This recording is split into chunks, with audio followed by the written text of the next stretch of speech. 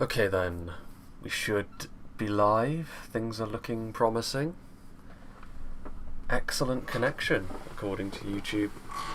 When thunderstorms are abound, that's not a bad sign at all. Get the second screen set up and then we shall be on our merry way. Or at least as soon as the second screen stops this nonsense. What's going on here? There we go. Perfect. Hello, Isaac. Yeah, there are a few housekeeping things to talk about at the start, which I'll do in just a moment once things truly get underway. Hello, Ultra. Because there are choices to be made. And a choice that I have actually already made, which the eagle-eyed among you will realise from the title of this video what direction we're going to be going in with the Black Numenorians today. Perhaps Dark Numenorians is a better word, because the true Black Numenorians, after all, are still under Sauron's sway, because they do have the temple units, of course. And that is not so much the case for us. But we'll load into the game, and a few things will become immediately apparent. First, that there are more save states here, and that is because of the unexpected power cut last week.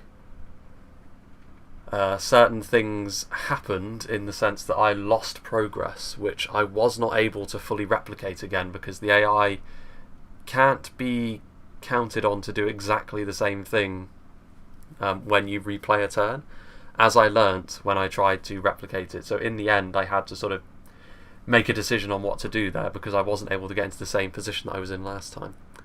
Hey there, Manus. Nice to have you around. The rain is really falling today, to the extent that you might even be able to hear it on the microphone, actually, and there was the odd blast of thunder. I like the Numenorians. Yeah, the Numenorians are an interesting bunch. The dark Numenorians that we are.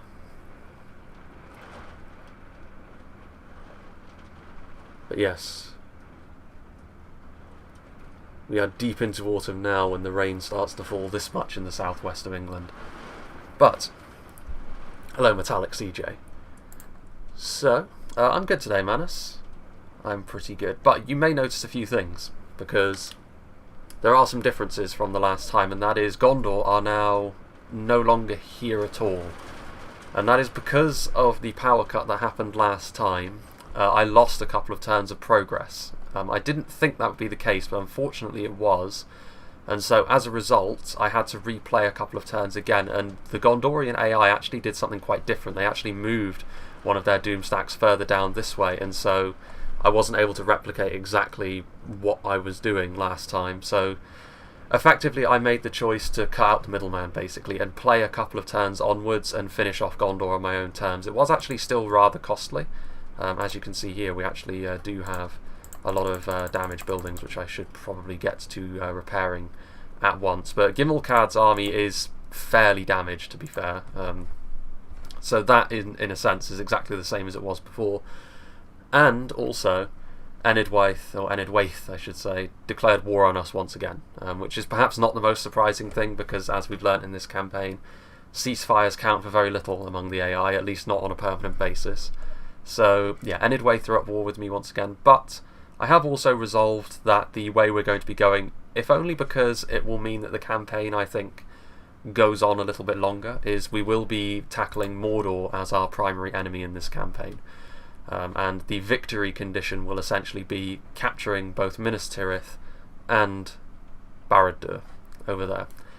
And the reason for this is, while the High Elves, I actually think the High Elves would probably be, hello Justy, the High Elves would probably be actually the more challenging opponent, and the chance of actually campaign failure would probably be significantly higher going after the High Elves, because for a start we would have to pack up some armies onto ships, and the armies that we take with us would pretty much be the only ones we have to try and defeat the Elves with, because we're so far away from our production base. And of course at this point in the game, past the barracks event by a fairly significant margin, we're going to be seeing the High Elves with some of their best stuff. The ring is still there, although I think it's been there for a while, so it probably will move momentarily.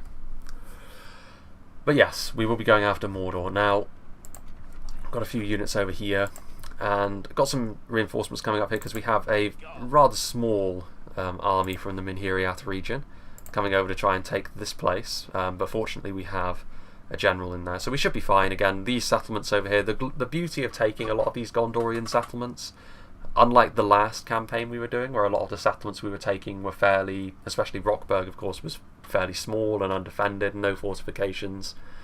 The fact that we've sort of taken Gondor's heartland means all of our towns are, you know, very large and significantly defended.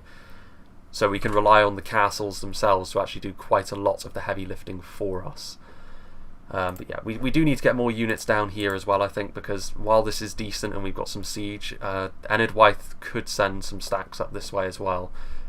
So we should probably think about getting some units down there. And I think just the basic stuff we're going to send down this way from Gimilthon's army. So yeah, you can go in there, and another unit of javelins would not go amiss either. And that should be enough to just bolster this town to the point where Enidwaith will really struggle to take it. Enidwaith as well, just in general, are going to be pretty poorly equipped for taking settlements like this because they are quite fragile.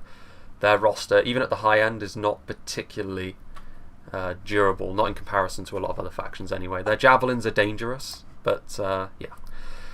So the fact that we're going after Mordor, of course, means that some preparation is in order, and that is going to be pretty much what we spend at least 10 or so turns doing, I think, and that is just building up our force ready to move in on Mordor. So, really what we need is, of course, units. Glorious, glorious units. Amrothian squires will be useful. Mordor's cavalry is very much like ours at its base, in the sense that they have one unit of very high tier cavalry, albeit theirs is better than ours, but we can of course rely on other factions to fill our cavalry needs. We're going to start building units from here as well, because there's really no point not doing so. I've got enough ships to ferry them back and forth, and we do need units sooner rather than later. And one type of unit we do need actually is going to be bowmen.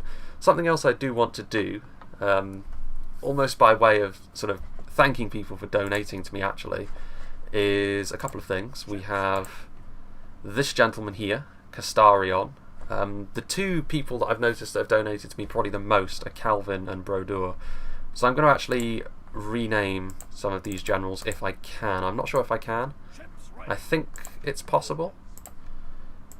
But if I can, I will rename some of these generals. But I'm not sure if that's possible. What faction do you like more, Umbar or Linden? Well, hello there. Hello, Fallen 1999. Depends what you're in. Reforged, I'm better with Umbar. In this game I couldn't really tell you because I haven't played as the High Elves. Thematically I have always been a bit of a fan of Umbar. But I do very much like Linden's theme as well, because it's obviously much more pleasant than the Black Numenorians in terms of what it offers. Right, anyway.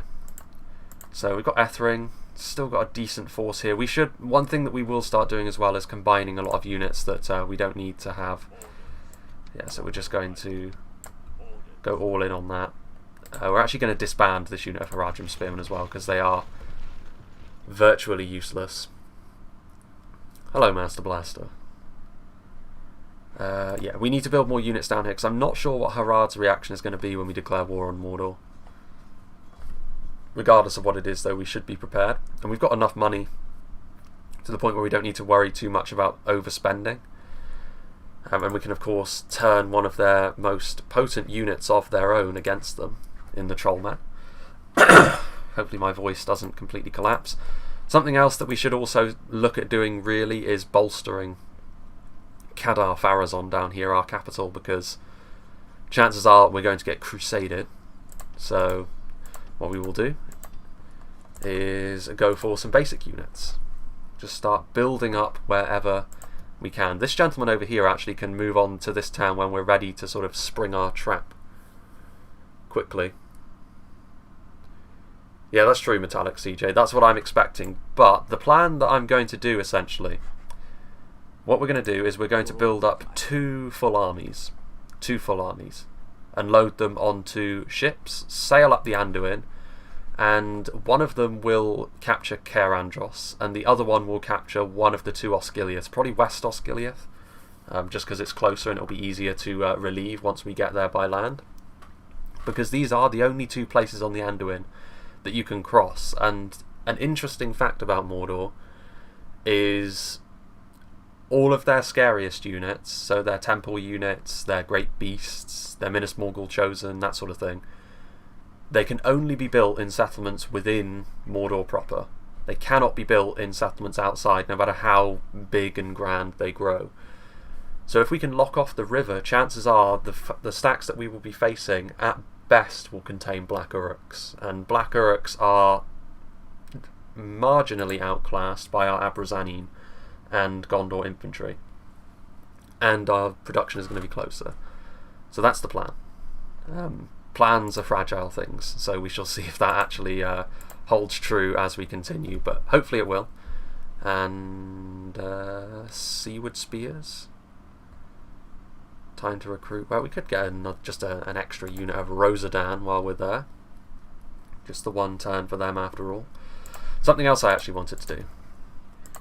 We're going to rename this from Kadar Gimmelzor to Can Gimmelzor, because what that effectively means is hold of Gimmelzor rather than city of, and Dol Amroth is a fortress after all, so it makes sense that it's more of a hold than a city. Why is Khazad-dûm in Minas Tirith on the map? What do you mean? This is just the generic mountain settlement that they use. It's true of pretty much every mountainous settlement. It's true of Edoras over here as well, look, even though it's not obviously what Edoras is like at all. There's a few more on the map as well, but yeah, it's not. It's just when you're in the fog of war, that's how you see certain big cities as. So I think Gimmelzor will probably be one of the people that we sail up the river with, as well as this gentleman over here, who I was going to rename to one of the Patreon people, but I'm not entirely clear on how you do that. Regardless, that's the sort of thing that we can perhaps look into for the next campaign, because I do want to, like, people who donate to me, I do want to thank them in some way, and I think that might be a decent way of doing it. Right, we need to build units in every possible place, effectively. We can build things here, a bazaar. A great hall, perhaps? Can we actually recruit anything here? Not really, because we don't have anything useful. Well, we'll leave it for the time being then, because money, while we do have a lot of it, we're going to be spending a ton of it on other units now. Right, so you're going to keep going this way.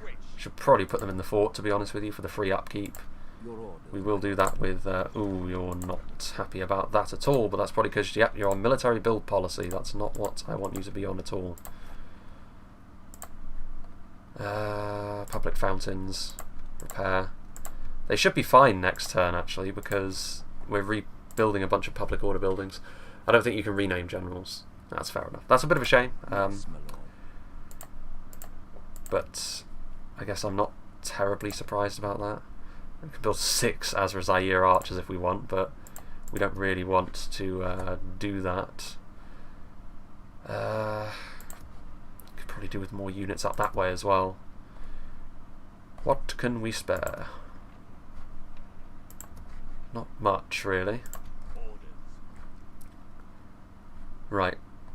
Okay, we should probably build some units in here, actually, as well, now that I come to think of it, because depending on what Harad do, they could attack Gabel Merlond as well.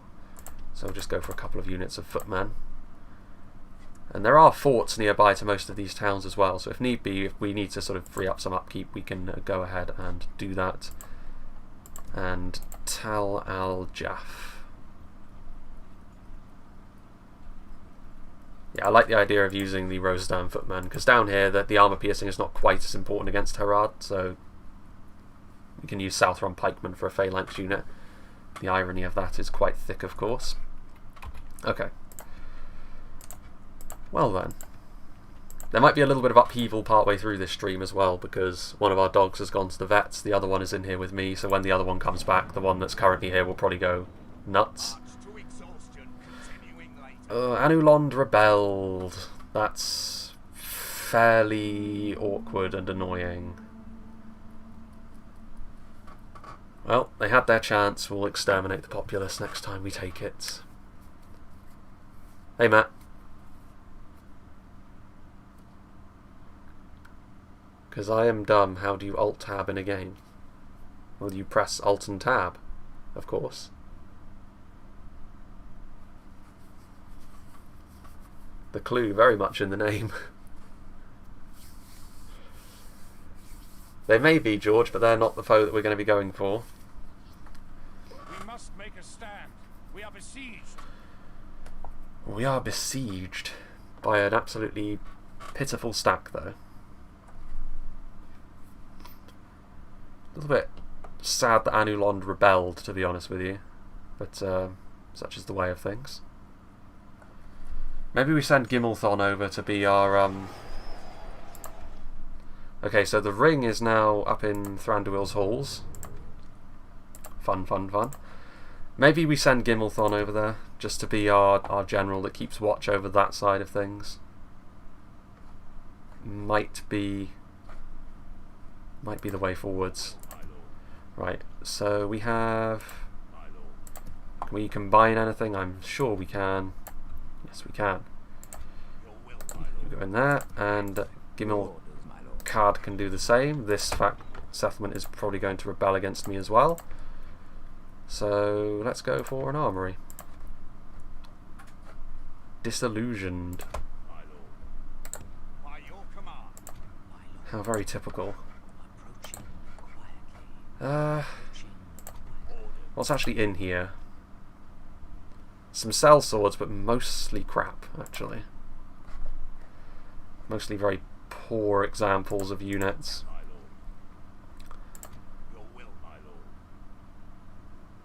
You go there. We could probably take it back immediately, actually, now that I look at that. So let's do it. Let's siege it down. Right, that's not going to be sufficient for you, I'm afraid, my friend. Anidwaith do at least have the distinction of having unique boats. The only scary thing about Mordor is Great Beast and Temple Unit. Yeah, one Temple Unit in particular, the Temple Marksman, is a concern because they're pretty much perfectly suited for fighting most of my things. But like I said, if I can lock down the river in the way that I intend to, they shouldn't actually be that much of a problem. So we have that there. You can actually go over here. Yes, my lord. Because we do want more things. A catapult maker here would be useful as well. They can move down here, actually.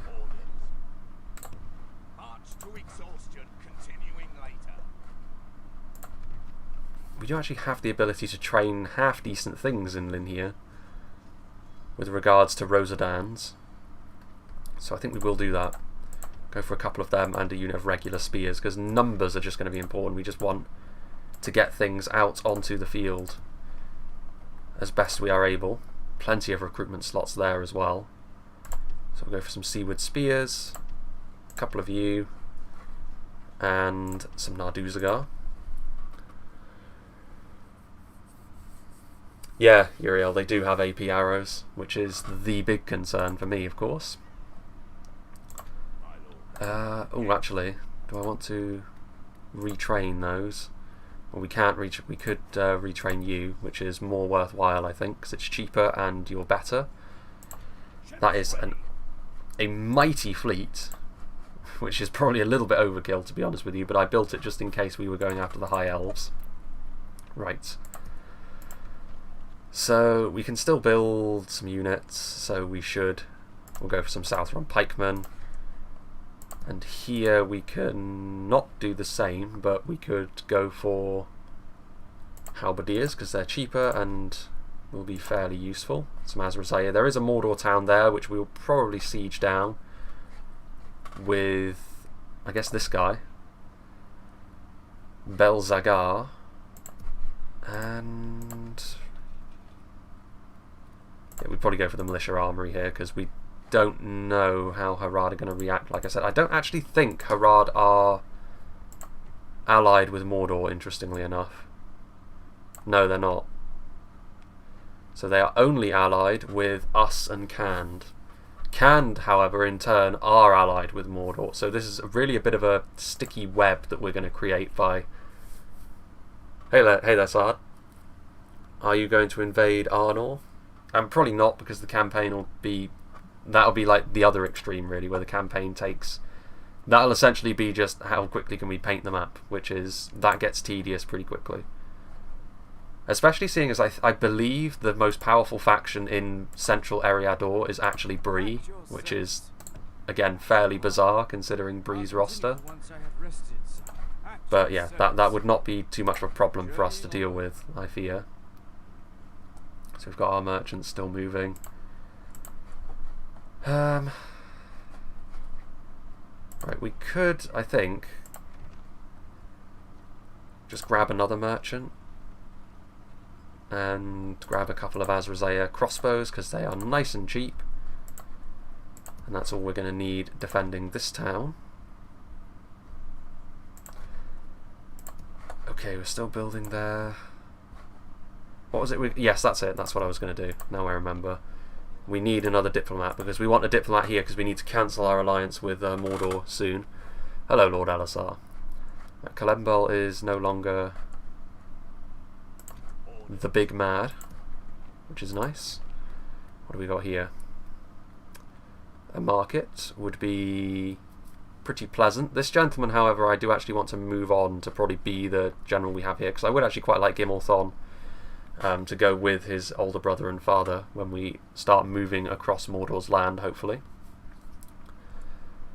So public order would probably be beneficial, so we'll go with that. And that is the failure state for this campaign, by the way, that I've decided on now. So victory conditions, because the Ar-Adunaim need, I think they're second only to Mordor in the number of regions they need to take in order to actually win officially. So that probably won't be the victory conditions we play with. Instead, taking Minas Tirith and Barad-dûr, like I said, going to be the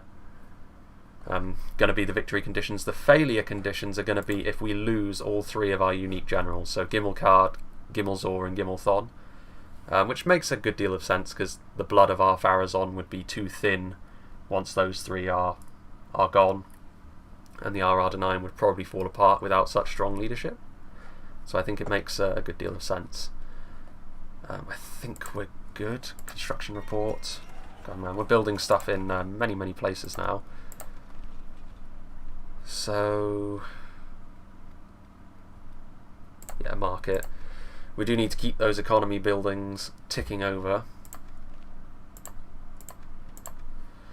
Harad not being allied to Mordor is what makes this plan probably very viable. Very viable indeed.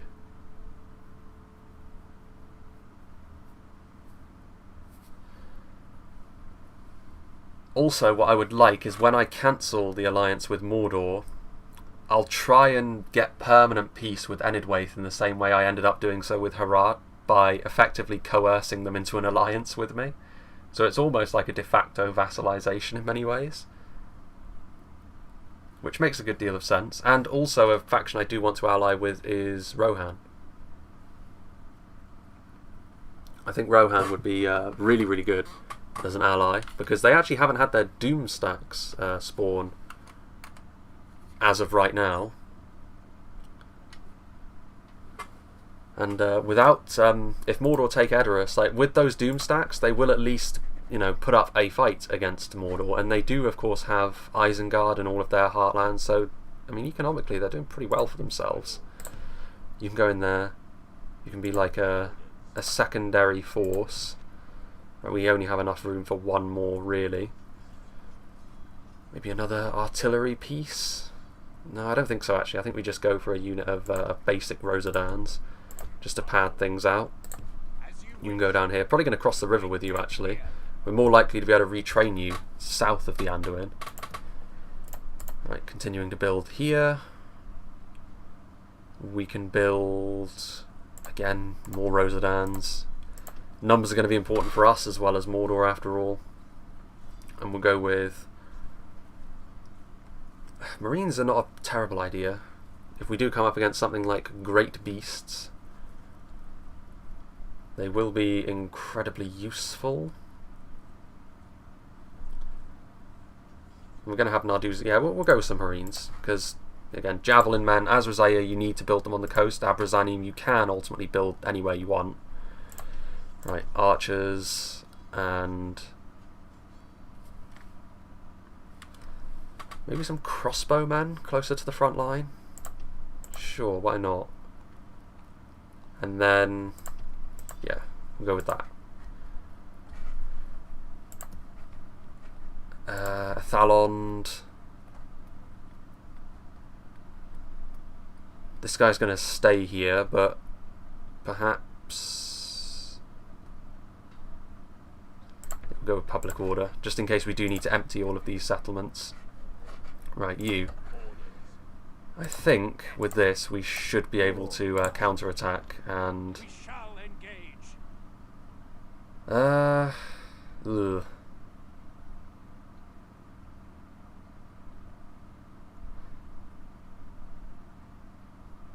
Do we get our garrison?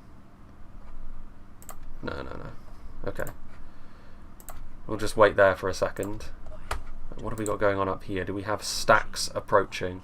Does not look like it. There's a big army being built in Lond Angren. Not really willing to take the risk on that one, to be honest with you. That's the sort of battle I just want to auto-resolve and get out of the way, but that is way too close to risk an auto-resolve. Right. Elsewhere. Ships ready.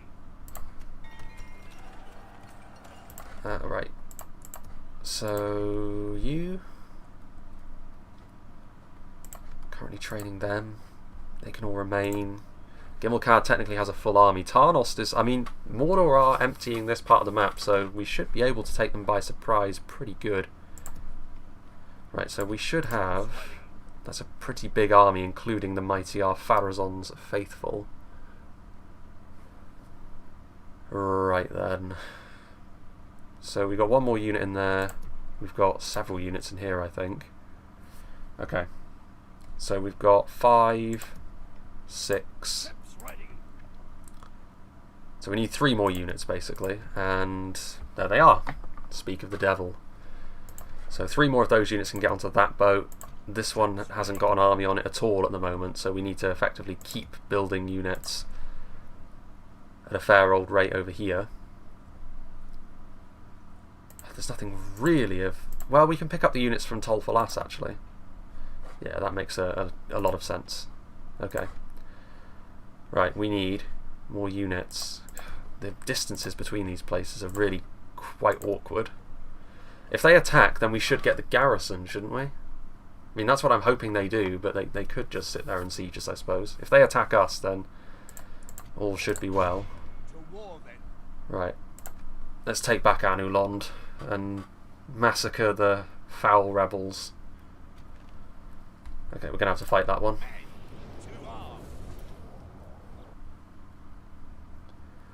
Ah, Morgoth.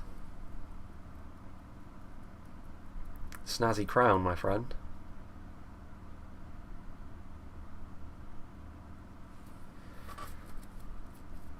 I really appreciate how my second screen shows random adverts as well, so that I cannot see, and the chat, you can't see the chat while the adverts are going on. How very, very useful. Interestingly enough, this has already taken on my faction's style, hasn't it? Which is pretty cool. I find it hard to believe that this smattering of bandits would have been able to get my army out of this settlement, to be honest with you. Right, anyway. Okay, we're back. I can actually see the chat again now. Thanks for that, YouTube. Very, very helpful. Anyway. Let's start and take down the tower. at this, look. The sellswords are the only thing that I really need to be terribly concerned about here. The rest of it is all like bandits and woodland archers. There's a lot of them, to be fair. But we should be okay.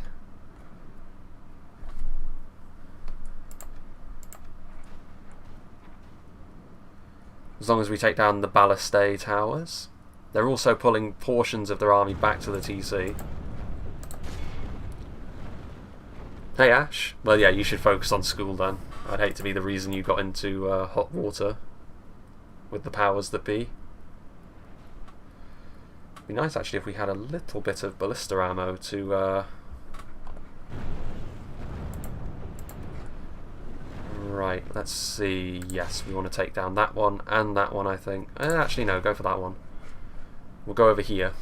I don't think that one, well, maybe it will, but at least this is more of an open settlement. I'm missing some of those. This one's a thinner tower. Come on, you missed that entire volley. You're supposed to be trained professionals. Wow, you suck. Some of that legendary ballista accuracy, I see. Alright, we need to go over here. Wonder how the internet will respond to the roving thunderstorms that have been happening today. You never can quite tell. Yeah, we need to bring that down. And then the Gondor infantry should probably be the ones to go onto the wall, to be honest with you. Maybe alongside, yeah, the Azrazair raiders can go up there as well. Bring down this tower. There we go. And I guess actually go back over here and deal with this one. Hello, Ricky. Right then. So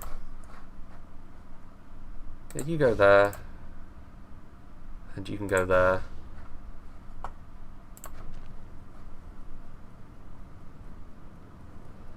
Yeah, you can move quickly. Don't really care about the lives of the Azrazair raiders after all. Gold armor or no, they're going to get ripped apart by even the most basic of arrows. Campaign has a goal now, I would say. Definitely been some ups and downs, but right, if we can take out this ballista tower as well, we will really be laughing. Here we go.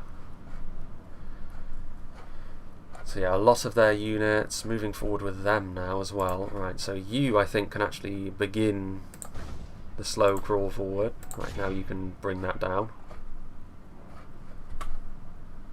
The ladders are now in place. Walls are no match for the valor and force of our And arms. pikes can come forwards. And javelins can do the same. We do have a few archers, but one is heavily depleted and the other is garbage, and these two are fairly okay. Right, those raiders are probably going to get dusted on the front line, but those are entirely woodland hunters and bandits. Gondor infantry with an upgrade. Actually, they are fully upgraded, so we're seeing the full Monty of Gondorian plate there. So they will be just fine, I think. Those woodland archers do a lot of damage in range. They're trash in melee, but their missile is no joke. Good to know. Unfortunately, that tower did not die. It lives on. Siege towers are at the walls. We have nowhere to hide. Well, they're going to be in melee. Woodland hunters are over there as well. We have you. Yeah, you get over there. Yeah, they again, like the AI, they really like to prioritise javelin boys. Right, you get back. You charge forwards, and you two. Where's our general? Our general is in the ballista crew, which I guess is good because it means he's easy to keep safe. Yeah, the raiders are winning against the woodland hunters in melee, which shows how poor they are, because even with gold armor upgrades, the Azrazair raiders are not very good.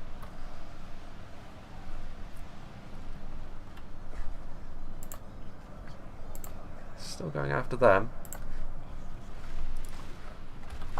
This also means that we can effectively focus down their archers first. Good lord, you're slow, aren't you? And now we're getting some Gondor infantry in there as well.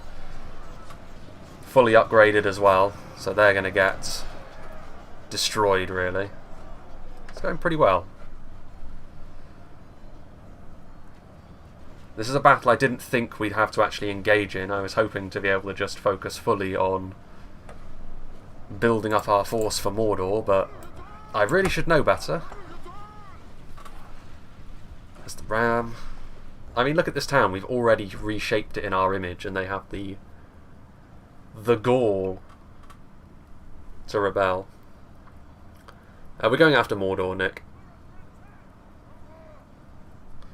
Mordor is the target. My second screen is seeing some delay, but I think the chat's fine, at least. Let me try and reset it, actually.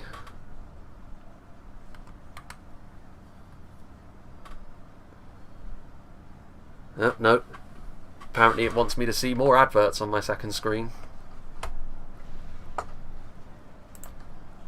It's a shame you can't get ad block or something on Xbox. Yeah, those Azrazair raiders have taken a bit of damage, but they're on the walls. This army will probably take a little bit of damage, which is maybe a bit concerning, considering the potential proximity of Enidwaith stacks. Right, you forwards. You go forwards as well. Phalanx units on the deck. It's generally how we do things.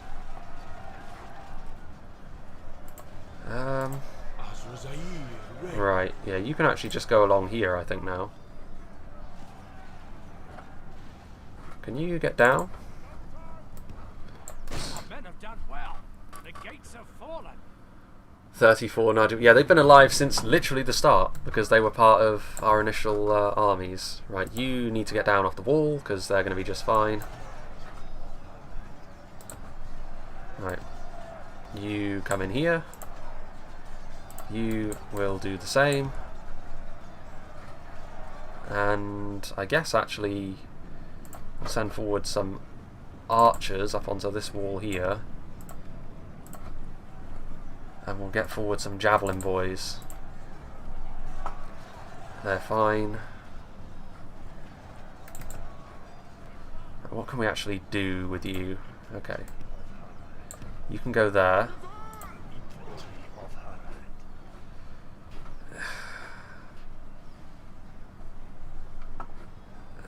I actually feel as though probably what we want to be doing is shooting them from down low, because if we get up there, that ballista tower will be firing at us. Ooh, 13. 13 woodland hunters, the perfect target. Right, raiders, can probably trap them there. I'm not. Yeah, glass cannon archers like that though are really. The enemy's walls belong to us now. Like survivability in DAC, I've really noted is extremely important. It makes a big difference. Yeah, they're getting demolished now. Is there anything else we've got back there? Yeah, I guess you can come forward as well. Actually, just make your way in.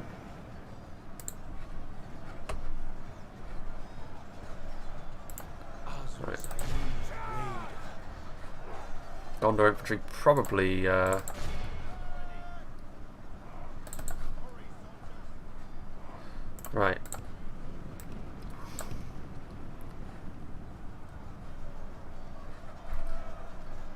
Can we catch them? That would be nice.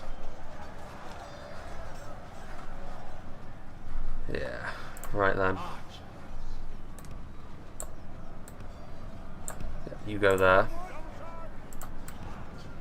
You get ready just in case they decide to come down that way. And Azrazair Marines can roll in through the gate. Perfect. Well, not perfect, but definitely adequate. This is just a real mess of an army, really, when you think about it. Ah, we've actually got some bandits on the way forward. That is actually marvellous. Right. So they're going to be victorious down there. You shoot them. Whoop. Sell swords? I don't think so.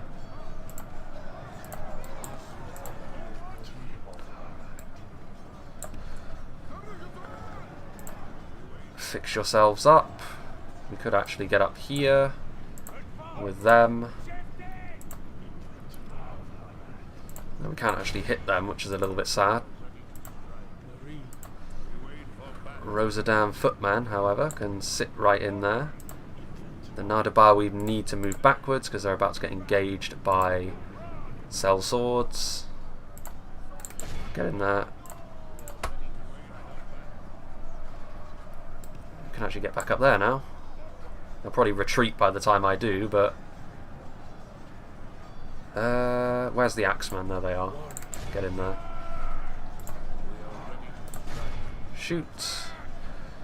And let's see if we can't get our Javelin boys in there as well.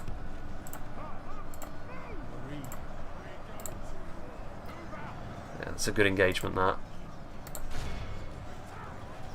We're not able to quite hit them, are we? I think if we go over this way as well, we'll probably end up drawing the ire of the ballista tower, but it's an experiment worth...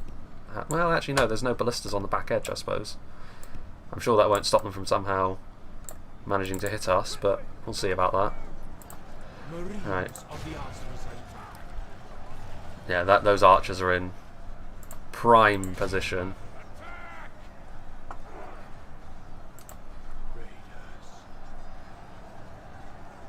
What are you doing?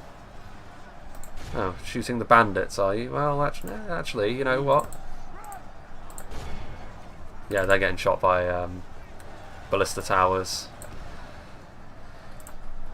May as well use the javelins. Will you do another campaign after this one? Yes, Val. Definitely. Say quite close to winning this one. I mean, the goal is rather simple, but like the path there is probably still going to be fairly winding, because I imagine Mordor... I agree that the winding portion of the campaign, sort of finding our place, has ended, but it's probably going to be a little while before we actually gain full victory. I do like the upgraded Rosadan units. Yeah, they're not going to last too much longer. They don't have the gumption to last on the front line, I fear. Victory seems certain. Getting a little bit of friendly fire there, which is not the best. Yeah, throw your jabbies. I guess roll in there. Just get some more bodies in there.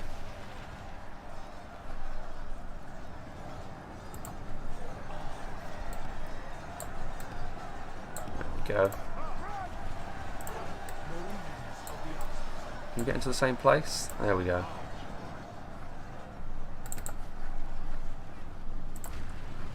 There they go. Right. Get down. Yeah. Move forwards. No need to run as you chase them. But you can go that way as well, I think. They are strong, the Sell Swords, aren't they? But pikes just means they're going to die slowly. Slowly and surely.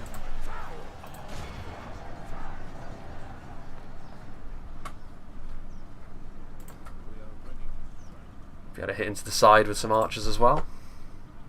Fun little detour. Westron Defenders. Interesting. They look a little bit more substantial than the bandits, but I mean still not going to be enough. We have got too much for them. So we've got 3 archer units here.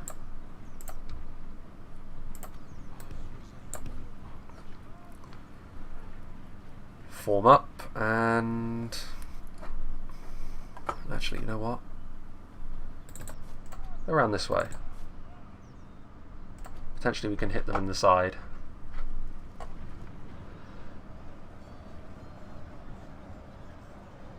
That's true, Val, but, you know, it'll take a while to mulch through them. The battle is very much in our favour. Victory will be ours. Ooh, they actually retreated. Interesting. Okay. Westrons. Warrior.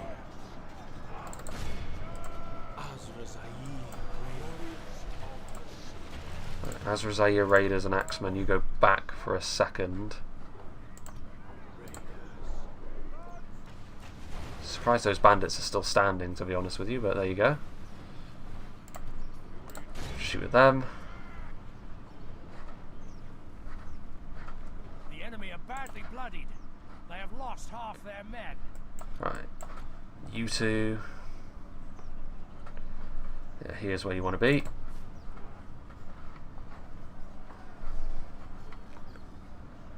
Considered doing a full map conquest, was that? I kind of missed that because it disappeared quickly, and no, I haven't, because those kind of campaigns can be very, very tedious towards the end.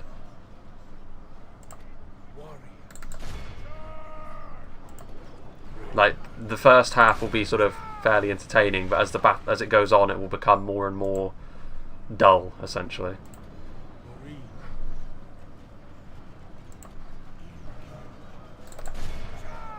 They've got everything there. Okay. Gondor infantry are going to be too strong for them. Right. Oh wow, yeah, they got absolutely destroyed. I didn't even get the chance to flank around. But I will now, to an extent.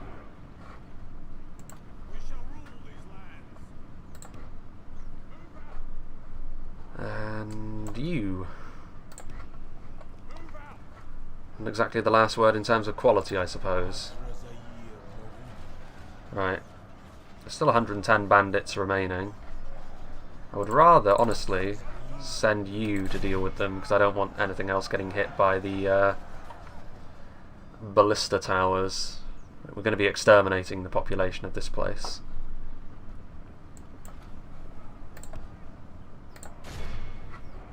So that they don't get any sort of wild delusions of freedom again.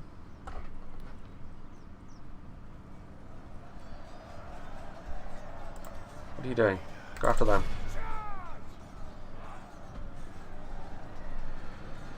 You are not required on the front line. We are ready to strike.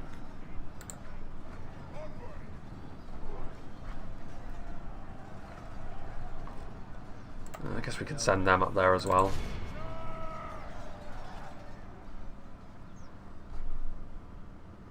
And we are good.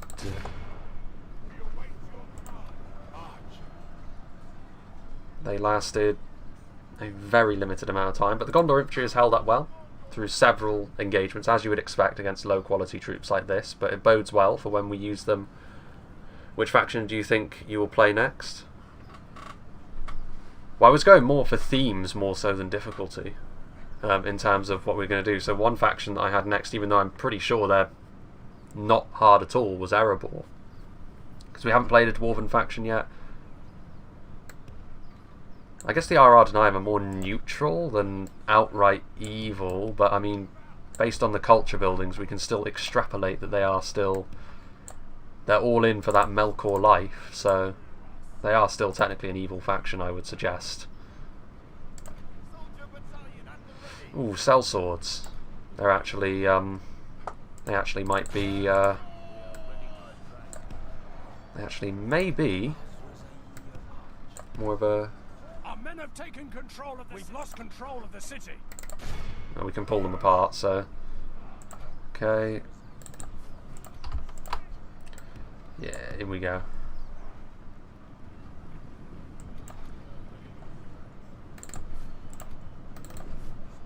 Let's roll out. These warriors will still probably be useful going into the later stages as well, purely because of their armor piercing and their cheap costs. I think we can build them in the Anduin territories as well. I think The Anduin does technically count as a coast, even if it is only a river.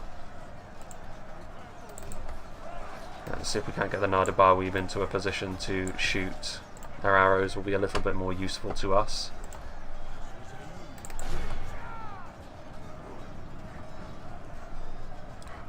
They're not doing very well.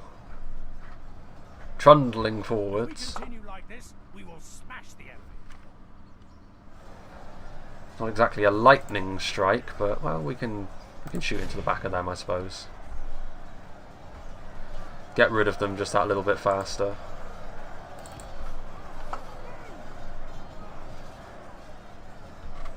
There are still some sellswords in there, to be fair.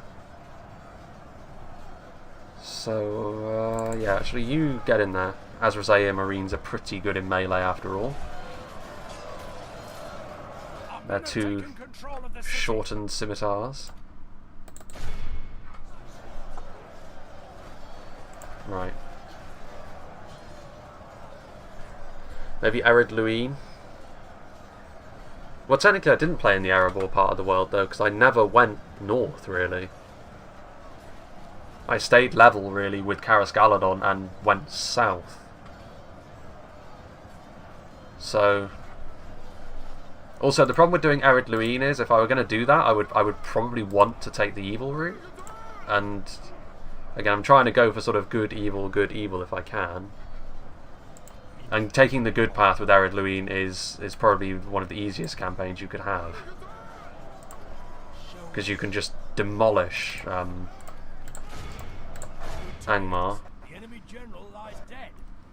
in conjunction with the Northern Dunedain. And from there it's take your pick really. Khazad-dûm are the Dwarven faction, which is pretty much in the same exact part of the world as what we have already done. Right, here we are, look. Even balance of power there.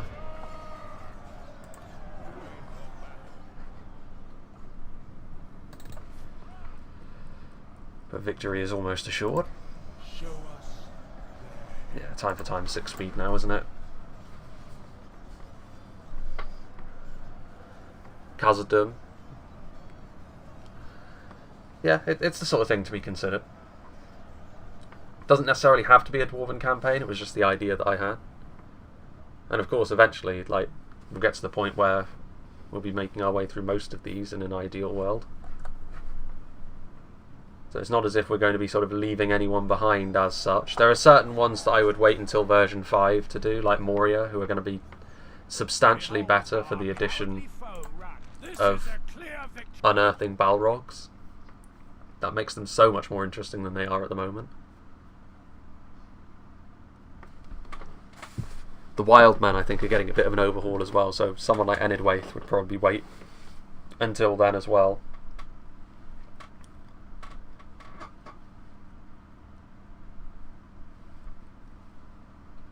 Right. I tried to be lenient with these guys, but it wasn't clearly. The soft touch is not what people like this respond well to.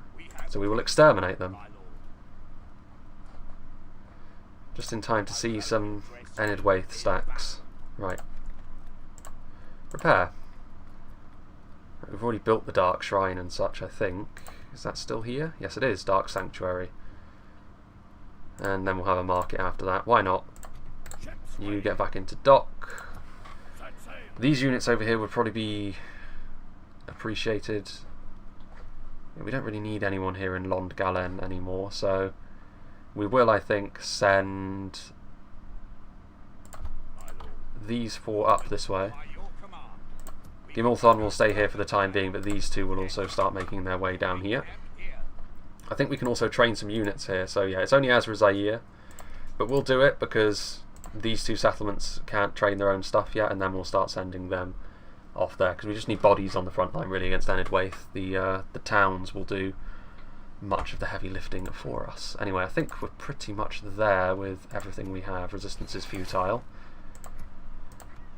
Quite so. And let's see here. Is there anything genuinely useful that we can utilise?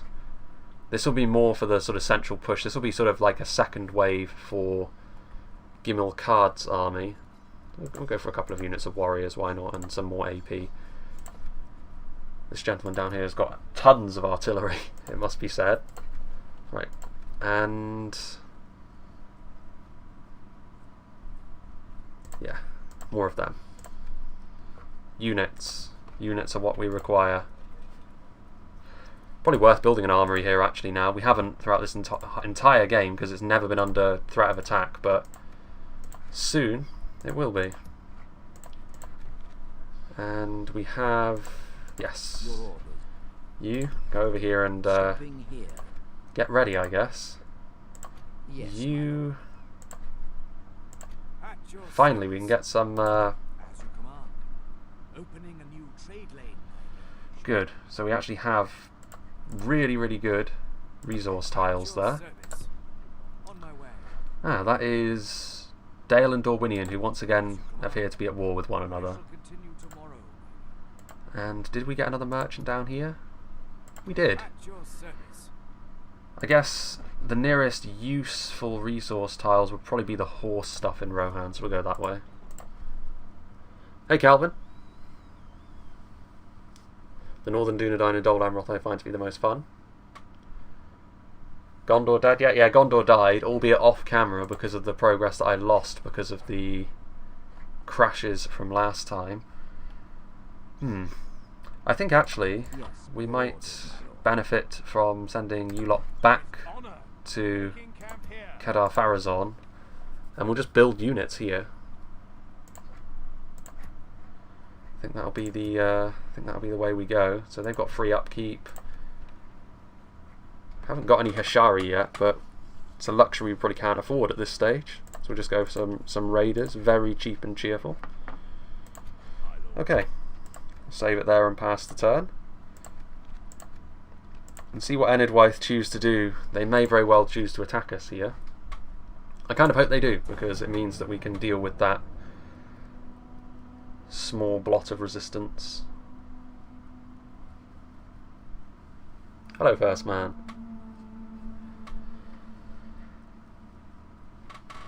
And then we can load up our fleets and head out to capture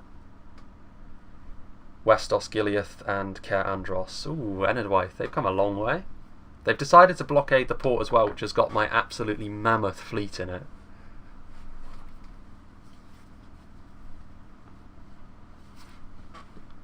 Intellect below that of a commoner. The risk, of course, of taking those settlements on the Anduin River. The Vine Regent of Dorwinian is dead, so Dale, I guess, must be rolling through. Edoras is under siege again. Right. Well, they either attack us next turn or we squash them with Ar-Adunaim, so... Right, what do we got here? We've got some Inas Rim. That's a little bit concerning, because the fact that Mordor can get units of that caliber. Right. The time is fast approaching us to... Right, so we've got space for effectively a whole row -1. So we are very nearly there with this army. So you can embark. Right, you just... yeah. Embarrassing scenes. Ah, and there's this as well, but do we actually have siege? Yes we do. Okay, so you can embark as well. So that is a full army. It's not completely at full strength. There are some units which are below it, but that is strong. Nothing below Rosadan quality. They will be heading up the Anduin. This, I don't know. The other one will be this army over here. There's a lot of free upkeep for that. As soon as this is done, this is, I think, an army that is of slightly lower quality, but right, how many slots do we actually have? 7. That should be about what we've got over here. Oh yeah, we can actually embark these guys now, and he has more siege at least, so that might make him a better candidate actually for holding on to Yes, sir. Full sail. Caer Andros, because the siege I think will be more useful on those hills.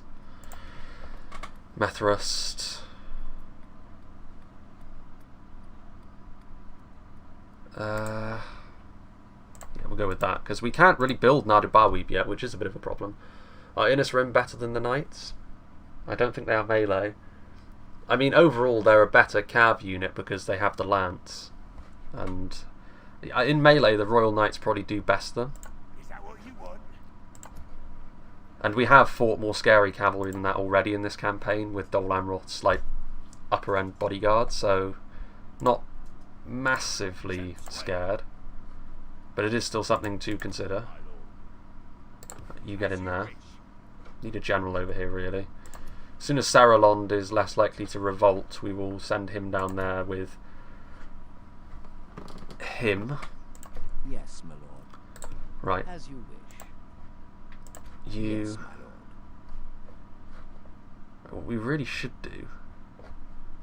So we've already got a diplomat that's right next to a town there. What we should be doing, I think, is going over here with this diplomat. My lord. As you wish. So that we can... Like, ideally I want an alliance with Rohan. That is the ideal. That's the dream. Right, Tolfalas has completed its building. Could go for an armourer. Go for an archery range as well. And I think that's pretty much that, so... Let's see what happens.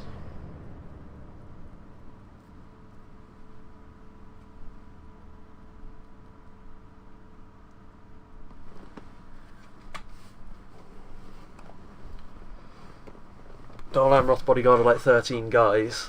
I don't think you can ally with Rohan since you're at war with Gondor, and you were at war with Gondor is the operative thing there. Gondor are dead, aren't they? Unless they've got like one town somewhere where I'm not... Ah, right, they're attacking. Yeah, that should be a good... Because, yeah, we get the garrison... It's weird how you don't get the sort of garrison troops unless they attack you, but that should be a victory for us, yeah. Ransom? Ransom rejected. Right, good. They might even take peace now, to be honest, because we've started killing their navies. We've got that line reinforced anyway. I don't really intend to go further west. Maybe we can take Tharagondost or Tharagondost. However that's said, but other than that, like, there's no real need to push out further. There's this as well. This could all go, of course, horribly, horribly wrong, and I think Harad are the ones that could. Mount Gundabad is sieged, which is interesting because they were doing quite well, apparently, the Snow Orcs. At one point, Hornburg is sieged. Hornburg is sieged? How's that happening then? Edoras is still under your control. That'd be bizarre. Anyway. Kadar Farazindil. That's pretty good, because this is already a monstrous moneymaker for us. So yes, we will do that. You keep coming back here. I don't think we need to build anything else for you. Right then. So this is Gimmelzor. So we can have 7 units. Which will be this lot here. Oh, we can have one more. One more unit, which will be... How many halberds has this guy got? He's got... just the one halberdier. Okay, well yeah, then it will be... It will definitely be the halberdiers. This is probably the stronger army, to be honest with you. Right, sailing up the Anduin. Can you imagine seeing this many boats on the Anduin? That is a gargantuan fleet when you combine the two together. No, that's fair enough, Val. That's a bit of a shame, but it's not really that important because we're separated by the White Mountains anyway, and it's a kind of the enemy of my enemy situation, where Rohan will be fighting Mordor up here and I will be fighting them down here. So I'm not that concerned about it. The only problem will be, of course, when we sort of take this area here, if we take this area here before our generals perish. We may actually have a land border with Rohan that they can traverse, and at that point Rohan may be like, hang on a minute, your reputation's very untrustworthy, I'm going to declare war on you now. but you know, what are you going to do, right? Allies by circumstance, I suppose. Can Gimmelzor. Is there anything else we actually want here? Probably not, right? Things are already as good as can be expected. Right then. So we can have 4 of you in a fort, which will be this one. Free upkeep. And more free upkeep on something. Yeah, you're better, aren't you? Just better in general. A couple of units of crossbows as well. They're not amazing, but they're fairly cheap. Oh. And oh yeah, catapult. Squires as well. Wait for everything else to recharge. Go for some shock. In an ideal world, what sort of public order have we got here? Probably, well, actually, it's probably not that bad because we haven't bought the conscription camp. We will build that though, because what I want, obviously, is for the public order to be good when we have literally no garrison here. Because this gentleman, I want to be sieging down this town over here that Mordor hold. Ships ready. And I think that will be that. You go that way. Get in there. And you go that way. Okay.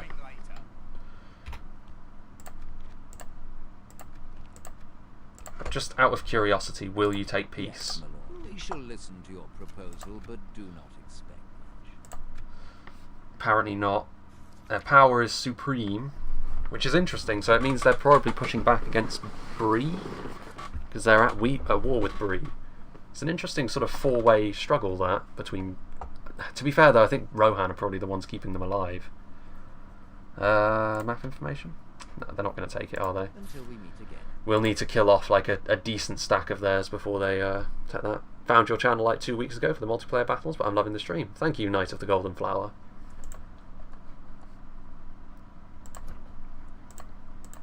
Yeah, this is probably the phase of my channel where it's been most organised.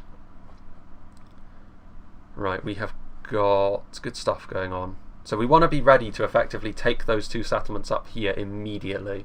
I don't know if we can sail through Osgiliath. I think we can. I think you can sail through there and attack Caer Andros navally. If we can't, what we will do is we will turn around with... We could take both Osgiliaths, to be fair. That's not a bad backup, but it does of course mean that Mordor still have a way across the river, which is the reason why we're doing this in the first place, but we'll see. We shall see. Hello, Stefan.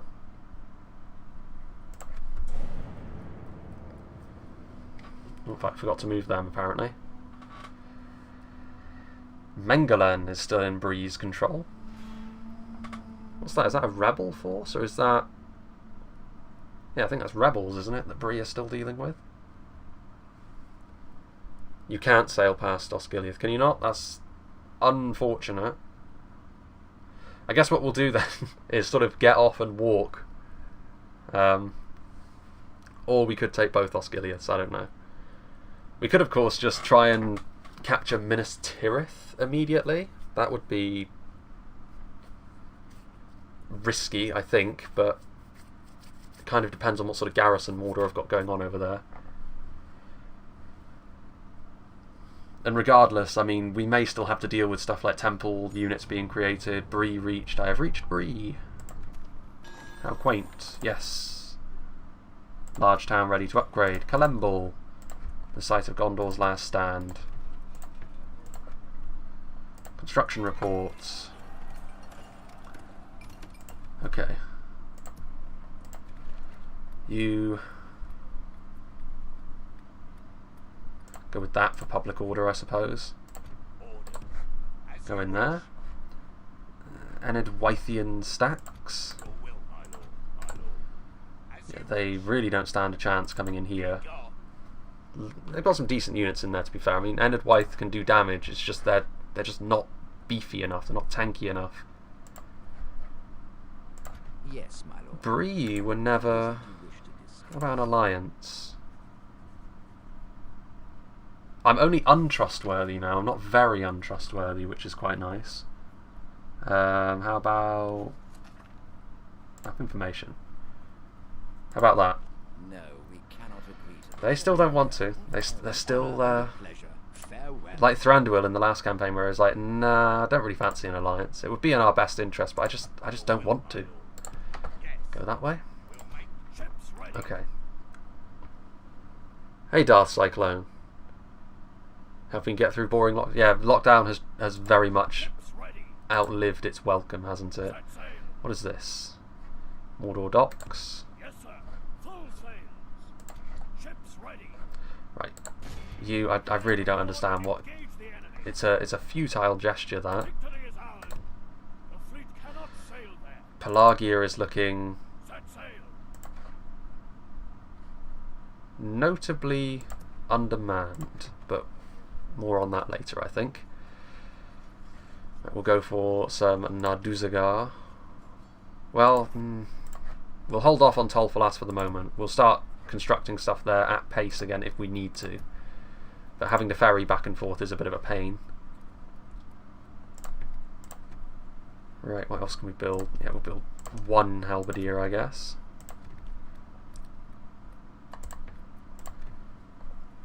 Yeah, we're really sort of running our recruitment slots dry at this point. There's another merchant there. That's pretty cool. Ah, that's a good point, actually. We should be... is there... That's a Dorwinian vineyard, isn't it? That's just a regular vineyard. Where's the Dorwinian version? Because they are separate, I believe. They are different things. I think there's one over here. We'll see. Yes, my lord. Continue back there. Making camp here. Oh, we can build such good stuff here. We'll build one unit of our Pharazon's Faithful just because it's monstrous and it'll hold the line well. We'll hold off on everything else, so we need money spent elsewhere. Right then. Speaking of money being spent elsewhere, we should go for archers and javelins so that we can head south. What are the victory conditions? But I mean, the official victory conditions are just hold 60 regions flat, but that's fairly boring. So the self-imposed ones I've got are now hold Minas Tirith and hold Barad-dûr. So Mordor are in our sights. Now then, what can we do here? We can build a bazaar if we so choose. We could also build a conscription camp, but I want this place to not rebel as soon as we leave, so it's probably not a good idea.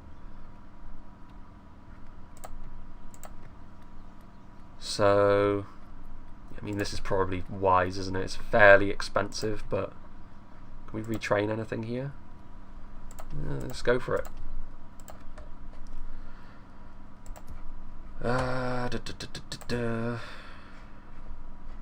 Okay, if we can't sail past Osgiliath, I'm very tempted with Gimmelzor, our faction heir. We'll have a look and see what Mordor have got going on garrison-wise for Minas Tirith, because we could just march right on in and take that, which I think would be good. We could also just get off and walk to Caer Andros, as was the initial plan, which is tempting, to be honest, because again, locking down the river I do like the idea of, because it will help us. It will also help Rohan, but if Rohan can push down here and take Caer Andros themselves...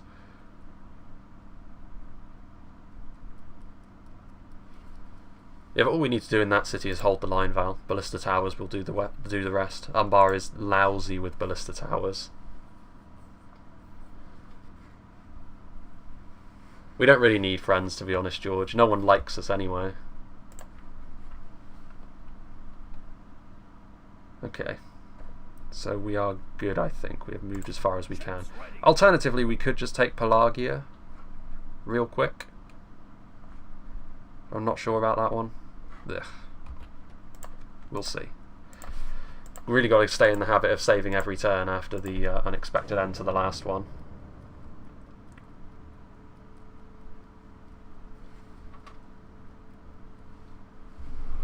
Hey there, Mordor.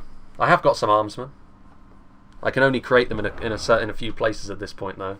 And one of them is in Umbar, which is miles away from where the front line is going to be. But I've got a couple of armsmen. I don't really need them in Umbar, though. That's the thing. They're coming in here to try and siege me down. As the enemy surrounds us.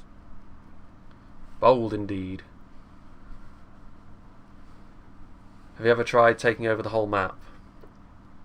Not in this game, no. But in every Total War game, taking over the whole map becomes a real drag towards the end. Plus, in something like Lord of the Rings, I guess for the Ar-Adunaim it makes more sense than most, but like thematically it's a little bit off. Hornburg is sieged, Edoras is sieged, Rohan struggling. They just need to hold on for a little bit longer.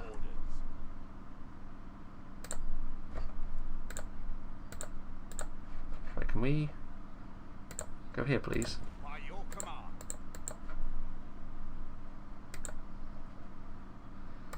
Marching to war. No. We'll stay there like so. Hopefully they attack that settlement. They've got stacks coming down here. I will only address you. It's actually... Battle. That must be very depleted units, because that should be half full, so I'm not entirely certain what's going on there. Right. Hang on a minute, we've got damage. That's not what we want.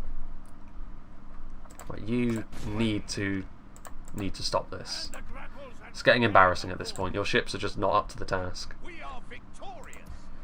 Let's see here. We do need units pretty badly. So I think we will need to continue building Azrazair archers, as distasteful as that may be.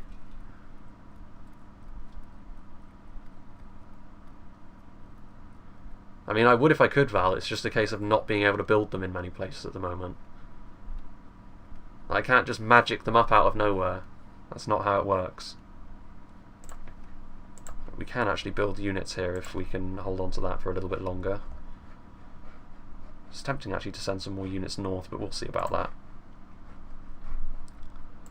Ships ready. Okay, we will actually get a look here at Minas Tirith, I think. Oof, West Osgiliath has actually got a garrison. How about that? Ships ready. We don't need to worry too much. A fine day to sail. Right, they're probably going to empty that and go towards Rohan. As soon as they do, we'll hop out and take it. Yeah, most Black Uruks. Sauron's Will are an example of a unit which I think can only be created in this area here. So that's the kind of thing that we want to be stopping if we can, because Black Uruks are just not going to be enough. Taking Pelagia and Tharbad should be part of the victory conditions. Yeah, but Tharbad is just... Again, I've already stated the victory conditions. They are what they are. Minas Tirith, Barad-dûr. Pelagia will, of course, roll into that because it's on the way. But it's not going to be a paint the map campaign. It's just not. It's one of those situations where people don't quite know what they're asking for when that is the case, because it gets very, very dull towards the end, right? A lot of these units, I think, at this point can actually be siphoned off and can start moving this way. We can go no further today. Your will, my guest. Can we get away with sending all of these? Orders. Joining forces, my lord. Orders. Merging armies, my lord. Yeah, okay. Joining forces, my lord. That'll be enough to lock up that territory as well. Marvellous.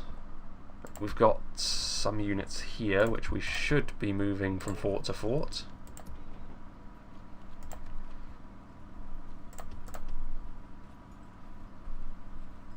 Yeah. Okay. Your will, my lord. Orders. Doing reasonably well. We're really going full pace with our recruitment slots. Okay, so next turn I think is actually going to be the moment when we make our play. Construction report. Can we build something else in here, can we? Already building that.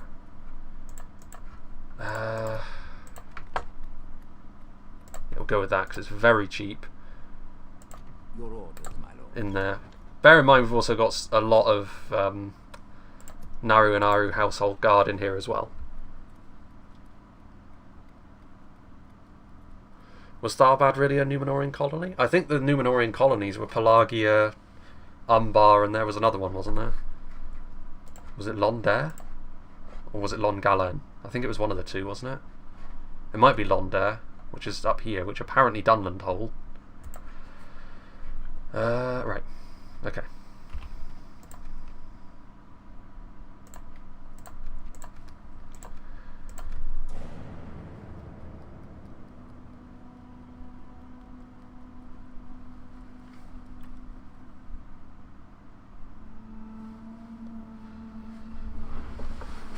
There are some towns that need renaming.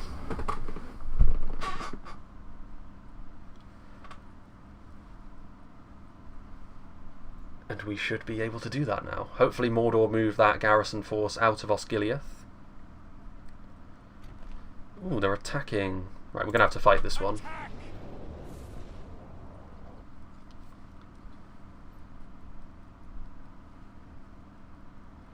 So far, Rebels and Enidwaith are all we have fought.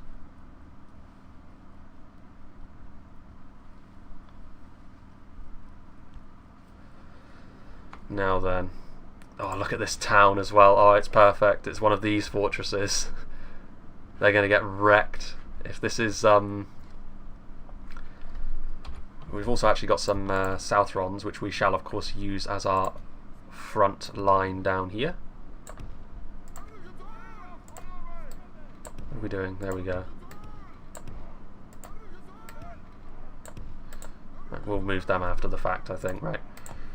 So we'll move them here just in case we do need to get up onto the walls. But the one unit of archers, I think, based on their makeup, we should actually yeah, we'll leave them there, I think. Leave them on that wall. This is the first time we've actually used one of our regular household guard, which is pretty cool. Southron defenders. What else have we got in there? No, it's just Southron defenders, isn't it? Okay. The raiders can also bulk up on the front line. Yes, this should be a real slaughter if these are ballista towers. Even if they're not, I feel confident in this one because Enidwaith are just not resilient enough in a melee fight like this. Now then. And it is ballista towers, so yeah, they are doomed. Right. We shall get them into place. We shall get you into place. But yeah, the household guard, of course, the regular bodyguard for the Ar-Adunaim is effectively just the same one as Gimmelcad has. I think it's got one more charge, but there are much less of them. And a charge bonus for spears is limited in the amount of utility that it actually offers you. Right, Moot Keepers.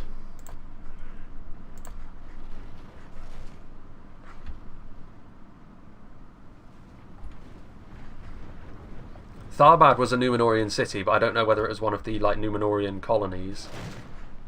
Because it was Arnorian, wasn't it, Tharbad, which came a little bit after the initial business with them. Right.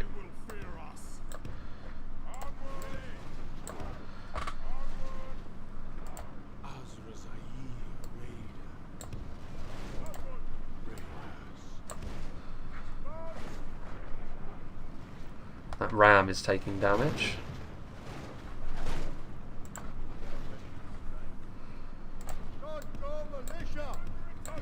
Gondor militia can go there. Ballista fortresses like this are nightmarish, and I'm so glad that we can use them, because I think orc settlements, when they upgrade them, they get worse, so this will pretty much be ours and ours alone.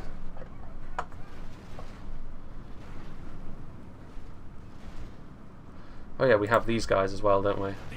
I guess they can start moving down here. Just a random unit of Azra-Zair archers.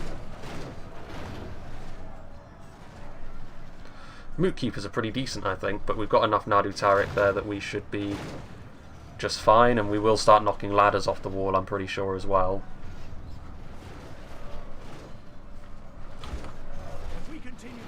These are the fully upgraded... actually, no, these aren't the fully upgraded ones, are they? We've got some sort of upgraded by one tier where they've got like a little bit more in terms of padding.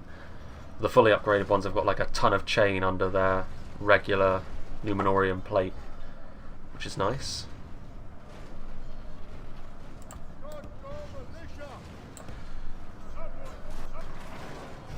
Grey Flood Raiders.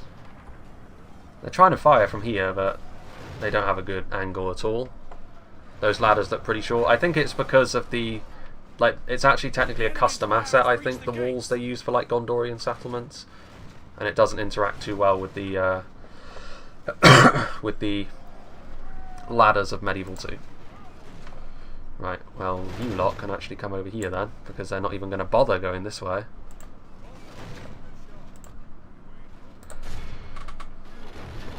Shoot into them.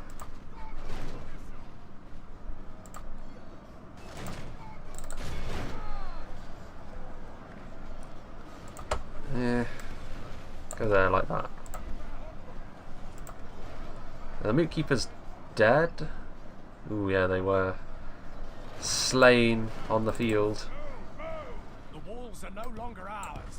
The enemy have taken. Have they indeed? We'll see about that.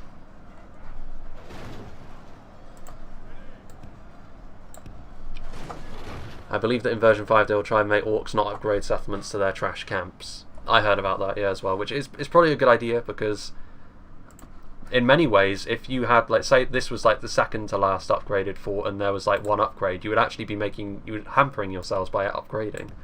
Especially for forts, because economically it's not so important to upgrade them. So it's a bit of a strange situation.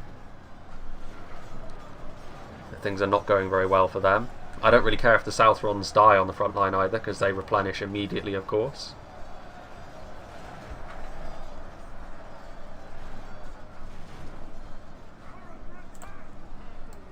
Back down off the walls.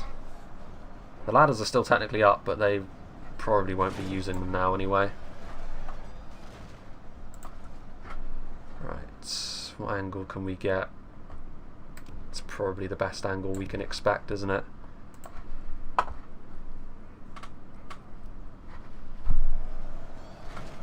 What I really like about this settlement layout is this tower here, because it means as soon as they come in through the gate there's another one hitting them constantly from the front. It's crazy.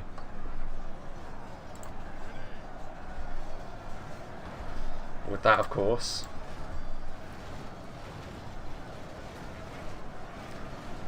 they should be able to hack and slash their way through the Southrons fairly easily, to be honest, but... oh, what was that? Oh, they're actually chasing my boys. Well, actually, that's good enough. I mean, we're still taking units off the front line, and we could actually turn that to our advantage as well.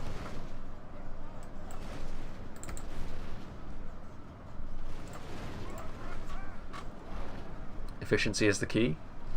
We took down a far scarier Dol Amroth army in a settlement like this with an army that was actually worse. So it was never really in doubt, this. Let's shoot at them.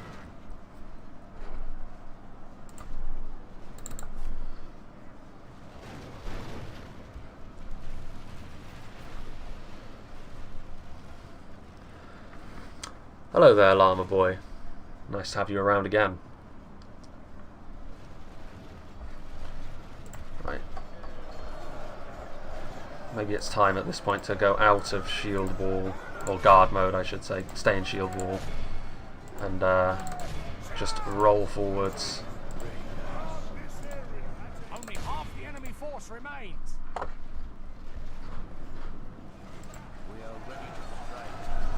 Ah, there goes the dog downstairs, so someone must be back. If you'll just excuse me one moment.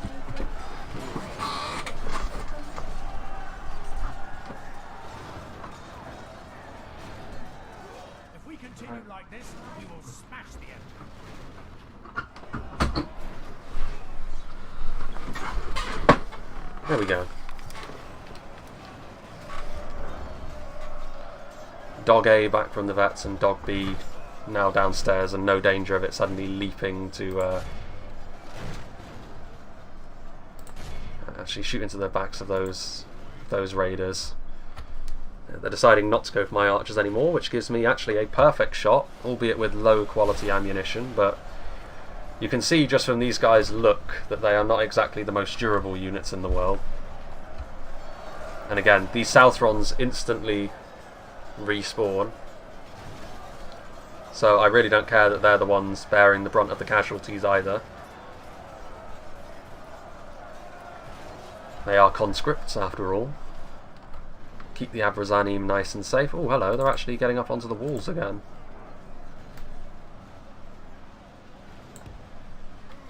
They actually did decide to utilise the...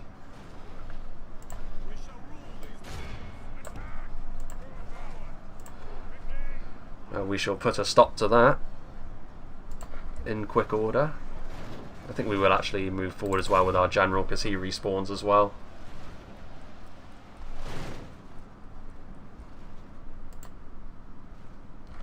And Edwaith clansmen are breaking actually and falling to their deaths.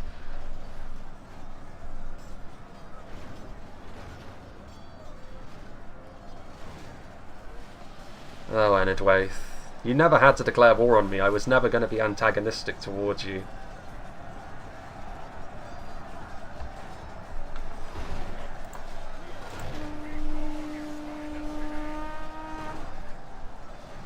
Surprised they're still alive, actually, now that I come to think of it.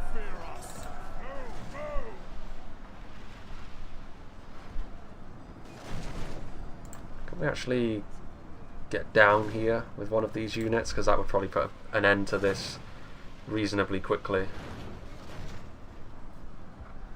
Yeah, we can. There we go. Through the bricks. Again, it's just the dark sorcery that we use. The battle is very much in our favour. Victory will be ours.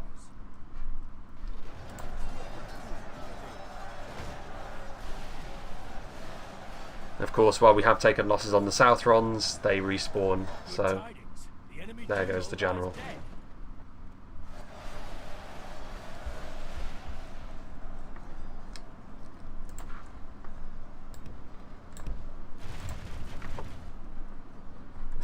They're already routing as well. We'll just end the battle there. We'll see if Enidwaith want to pay a ransom for them. Because to be honest, like, they're not, at this stage in the game, Enidwaith are just not really built for this kind of battle, and we can send reinforcements there pretty much continuously.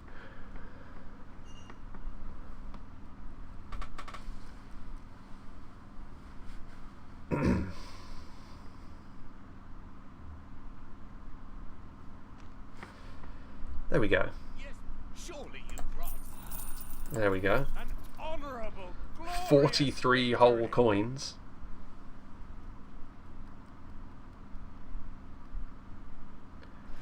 I mean, there are reinforcements right there, my friend. Oh, there's actually another army there. Well, you know what? Withdraw. We should retreat. And I still get the reinforcements as well for the fort. What do you want to do? They're building more units for West Osgiliath. Kind of depends on what it is, I guess. Erebor expands, so they're doing quite well. Right, there should be... Sorry, we'll just go for that one. I guess Dorwinion don't have their custom vineyards at the moment. Once again, my second screen appears to be lagging horrendously behind the main one. Which is a little bit antagonising.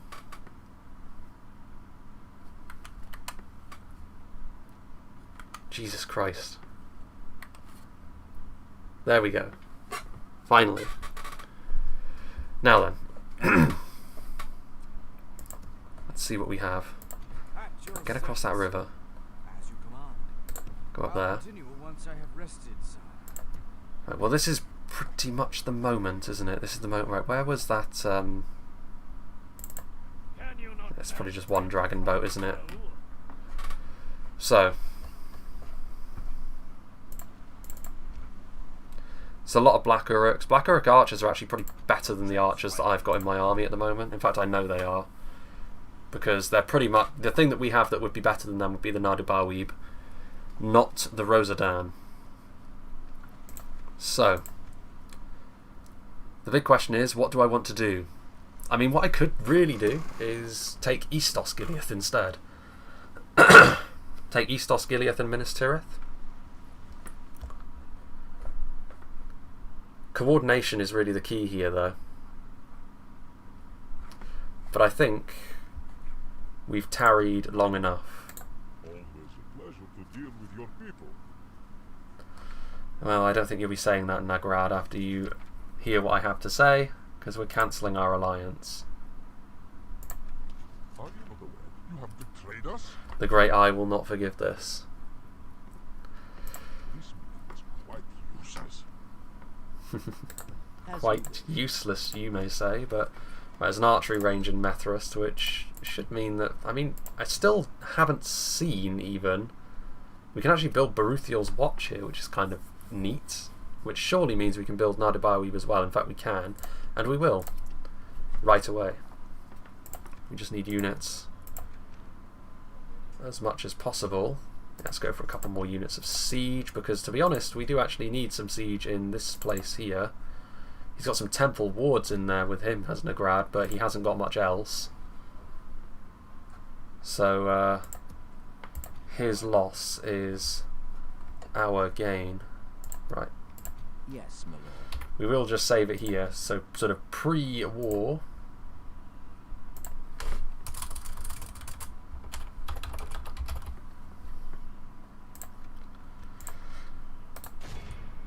Yes. We shall prevail. War it shall be. Can't actually... Wait, why is he there on his own? Yes. Why would I decide, you know what, I'm going to move him out, but I'm going to make sure that he's just on his own. As you wish. Merging armies, my lord. Yes. Genius. Joining forces to battle. Take Minas Tirith and East Osgiliath, and once they empty West Osgiliath to retake one, you... Yeah, that's good. Good idea, George. Okay. Maintain that siege there. Ooh, this place is gloriously empty, We shall engage. so we will assault it We immediately. shall prevail.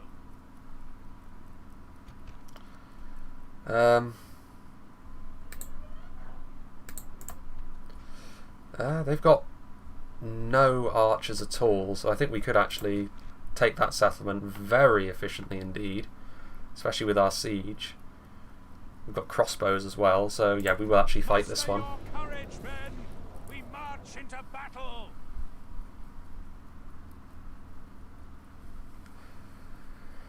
You love to see it. Some good old-fashioned betrayal. We've suffered enough betrayal in this campaign, so it feels good to be the one to actually be the betrayer. Ooh, this is a very nice looking settlement as well. In your last Reforged video you said you had almost no replays left. To be fair, Morris, that was probably about a month ago that I said that. At the moment I've got two replays that I haven't done. Two replays that I haven't done on the backlog, one of which is on Edoras and one of which is a siege on Haradwaith.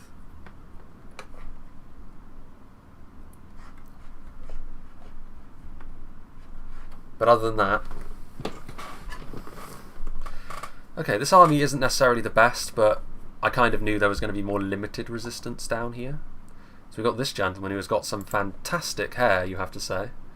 Maybe he's not quite as good as Thranduil, but... Right.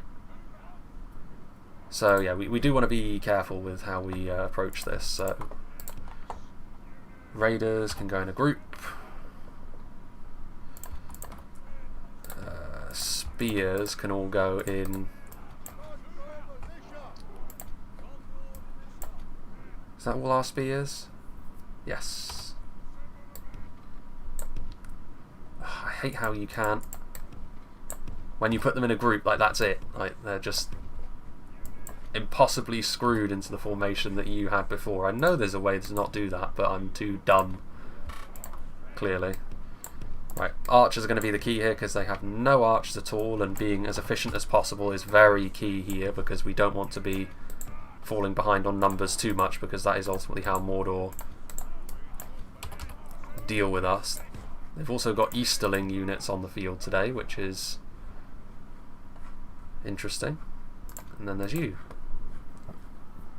And you. Okay then. How much longer is this going to last? I have to do some stuff, and I want to know if I can come back for more. It's probably going to be going for about an hour and a half longer, Night of the Golden Flower. That's usually like the time we go for. Usually around the 3-hour mark is where I have my streams, because any longer and it starts to drag on a little bit, I think, for people. But any shorter and you can't really make as much progress as you want to, and that is the primary benefit to doing Total War campaigns on stream, I find. Because they can be absolutely mammoth endeavours to make in a pre-record format. Pre-record campaigns may actually be a thing next year at some point, but I'll talk about that a little bit more should that actually come to pass. The Black Uruk Halberds, I think, as they march perfectly in unison,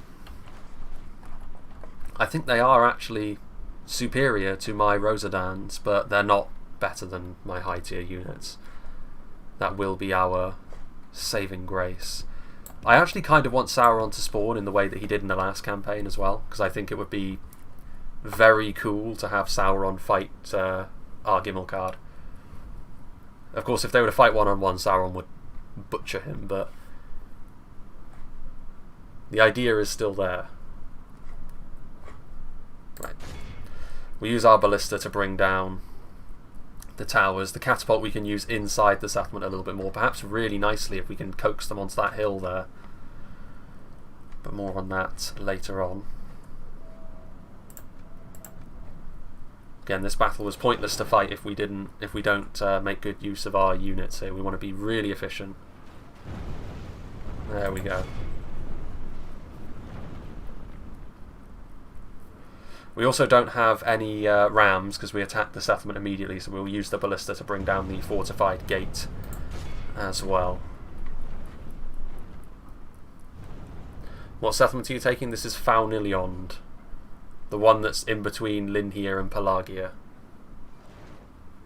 Is there a unit that can beat Sauron's bodyguard 1-to-1? I don't think there is, Val. Like, the bodyguards in Divide and Conquer don't use hit points as much, and the ones that do have hit points tend to be like really lightly armoured. Sauron's unit has got outrageous defence and 3 HP and armour piercing and damage, so I would very much doubt it.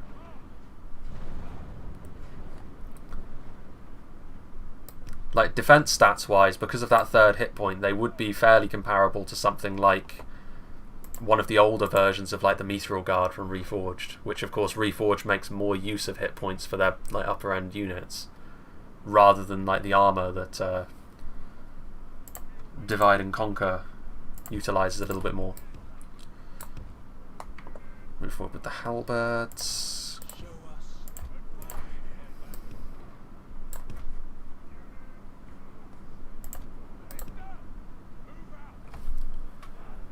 The Aragian Smiths can go toe-to-toe with Sauron.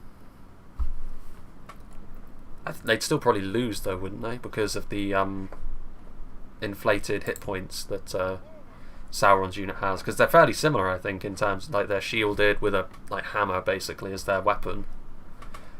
There's also the fact to consider of Sauron himself, who I would assume as a general gets ludicrous amounts of ancillaries to make him powerful.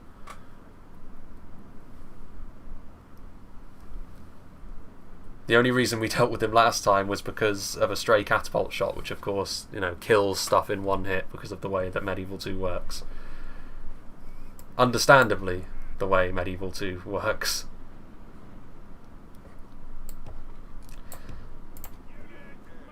Okay, we have this gentleman here with his hair. Right, we've got some trash, so they can be the things that we throw under the bus if we absolutely have to.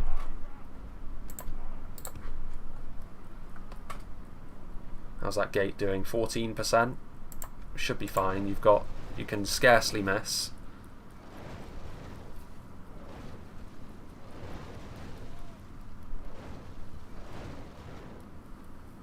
Can always finish it off with the catapult if need be.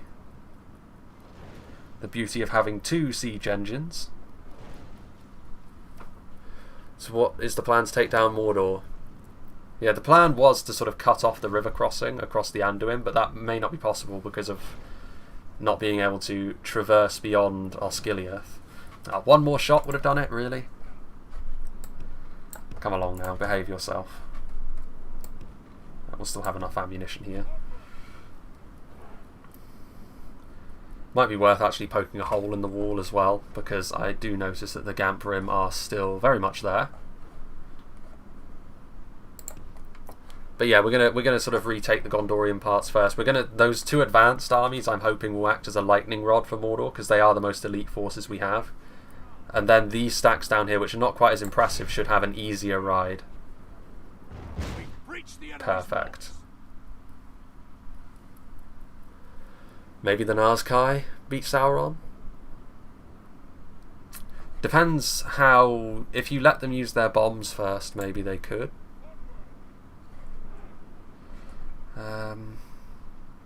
We'll take down, I think, a section of wall, because it will, I think, convince them to... I don't know how useful the catapult's actually going to be in the settlement anyway. Right, let's not get too crazy with it here. Might want to send some armies with ships to Osgiliath and sandwich Gondors. I've already got that on the way, Morris. Funny you should mention that. I've got my 2 strongest armies are literally in the water outside of Osgiliath right now. I was going to cut off the river because the only way that Mordor get their most elite units is from their land, so if you can stop them traversing the Anduin, Black Uruks are the worst that they can build here. On this side of the Anduin, which obviously we can outclass. The Rosadan are not quite as good, but we can build them in high numbers. And the Ar-Adunaim do outclass them. Oh, already firing, are we? We'll hold on just a second there.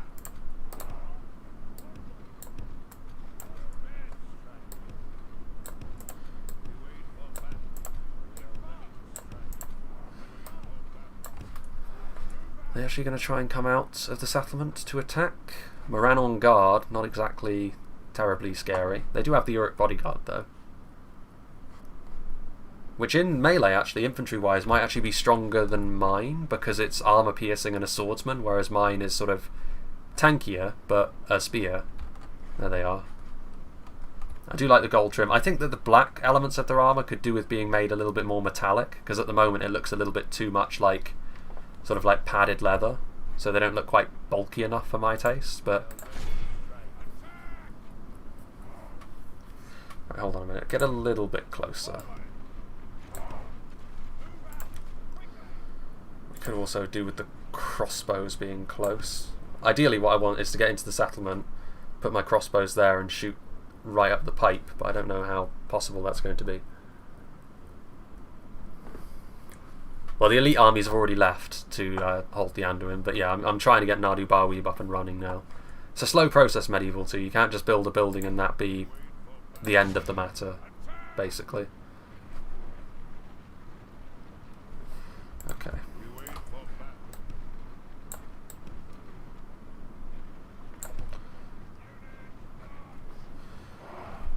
Should be able to kill off a few of them. The Gamprim don't actually have a shield value after all.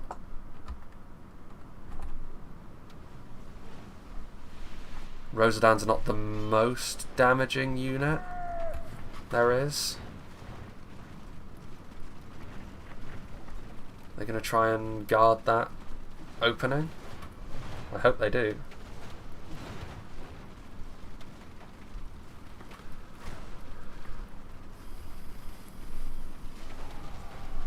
Well, Reforged is not the best comparison to make, because Reforged, the balancing is very, very different, really. Ooh, they're actually coming outside the walls, are they? That's interesting. Not recommended. No, they're not coming outside the walls. Okay. You go there. You two can go on this side, ready to flank around.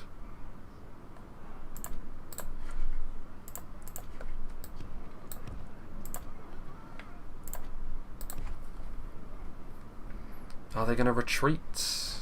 Looks like maybe they are, which is good for us because I'm pretty sure we can hit them. What are they doing? No, no, no, no, no, no, no. Unacceptable behaviour from the crossbows. Wasted ammunition. Right. You there.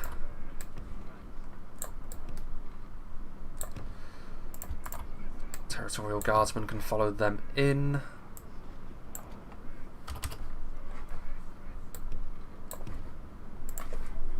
Right.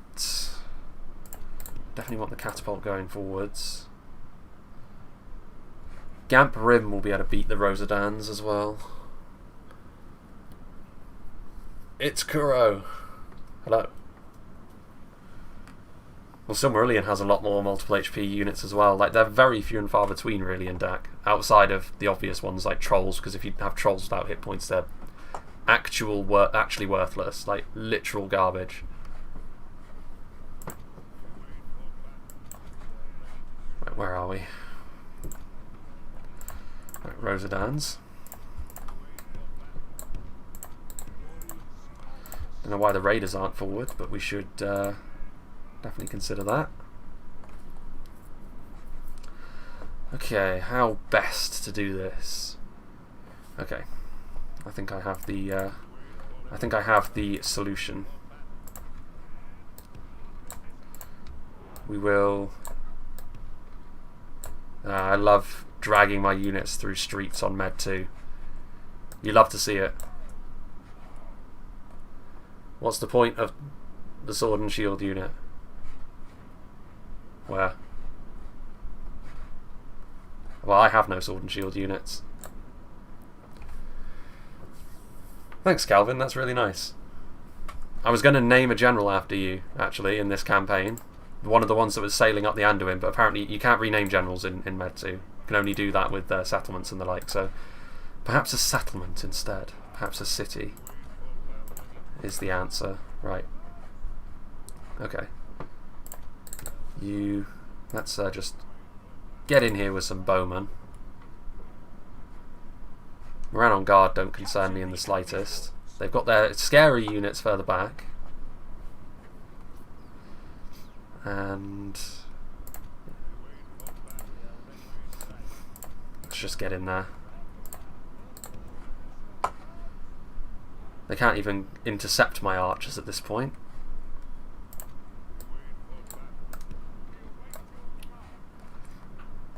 We await your command. It's funny that, because you don't tend to listen to my commands that often. Wait, what are you? Are you serious? What's firing at me? That? Oh, Jesus. Come on now. Massive fraudulence is happening right now.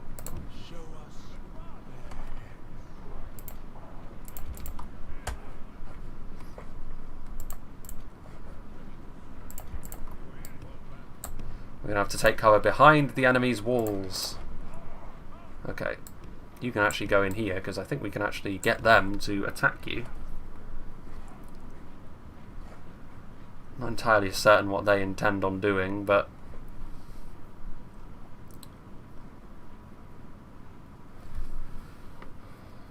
nothing wrong with being a Black Numenorian, Calvin.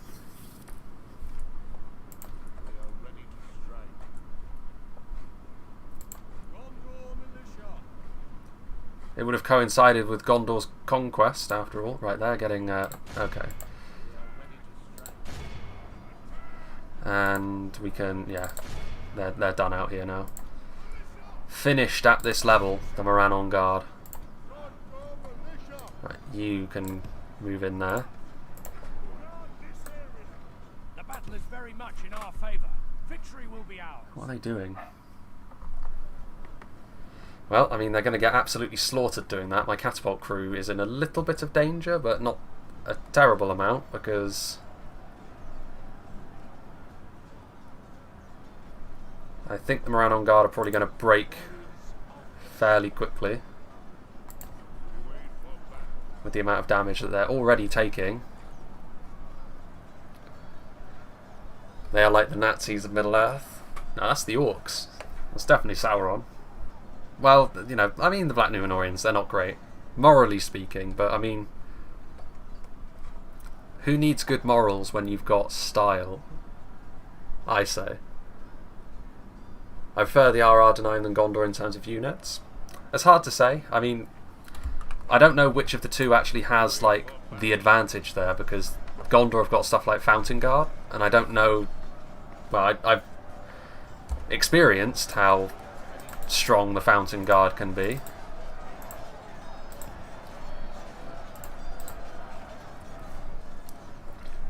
Right then. We don't really have anything that can go up onto the walls too easily. Yeah, they're going to break.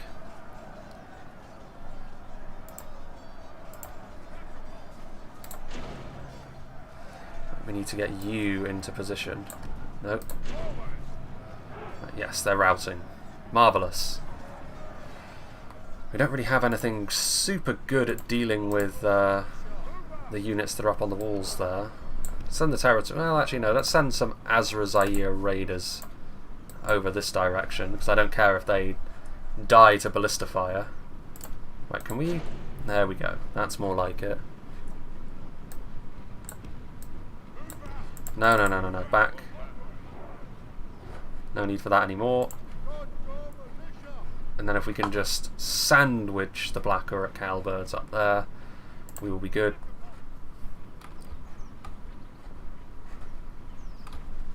That's a neat front line. Númenor reunited.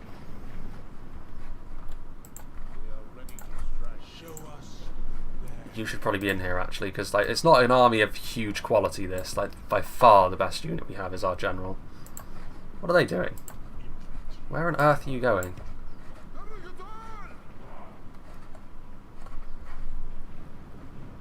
Oh, they appear to have...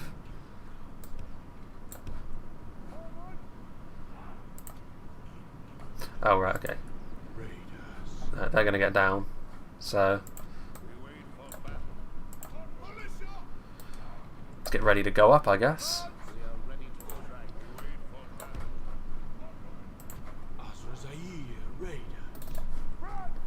Shoot them too. Yep, that is the plan.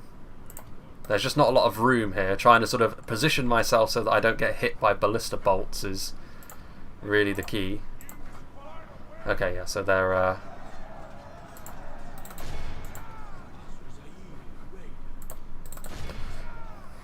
It's probably going to be fairly difficult to actually hit them from this angle. No matter. Right, we'll get them there. Yeah, get up there.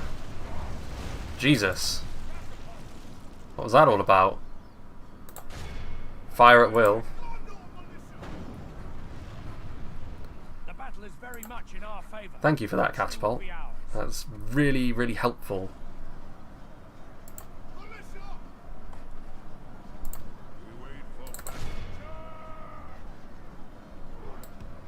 Okay, can you just get up there then?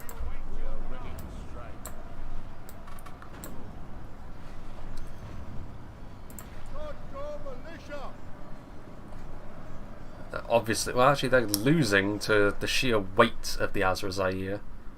Right, what can we actually hit here? Orc defenders. Where's the temple wards then? They were in here, weren't... No, that was in Tarnos, wasn't it? Okay, go for them, because they're a slightly more... yeah. Imagine if you could train the Warns of the White Tower with the Ar-Adunaim colours. Yeah, that would be pretty cool. Like, can you... Are you gonna, like, actually do as I say, or... You await my command, but you don't seem to be doing a particularly good job of actually fulfilling my orders, do you? Can you shoot them at least? Yes, okay, well... Hey, that was a good hit. Gamprim and defenders getting grilled. Hopefully we can snipe the general.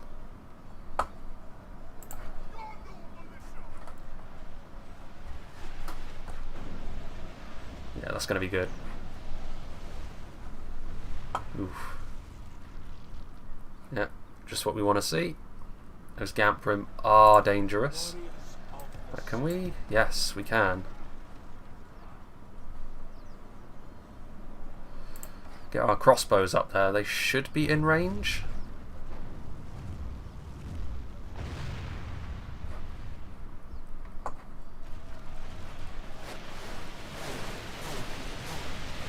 Good old Azra Raiders. It's nice to have a unit that you can literally just throw into a situation and don't care if they live or die. As callous as that may be. Oof. I think we're just going to have to get our crossbows on the front line, to be honest. And the other two archers, I think, can just sort of sit in behind the lines. Maybe see if they can... Not a very... not a good place to be if you've got claustrophobia, my front line. Right, and we're out of ammunition in them now, so... It's probably for the best that we grab hold of them and actually pull them outside of the settlement. And then just continue to focus them down.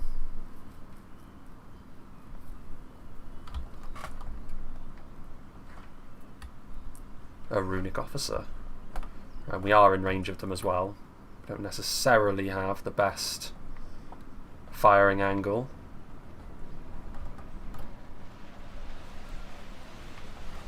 Good, good, good. Some of them are still trying to push their way through the very dense front line I've got. Go on, you can do it. You bold frauds.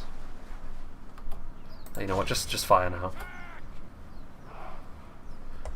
They do their work very, very slowly anyway.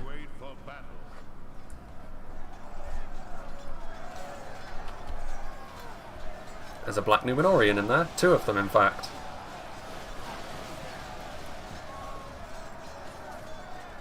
I'm a little bit surprised that you don't get them. I can understand why you don't get them, though, because generally across the board I don't think you get access to like the tier 3 units for conscription, because otherwise the Ar-Adunaim would have effectively the best roster in the game.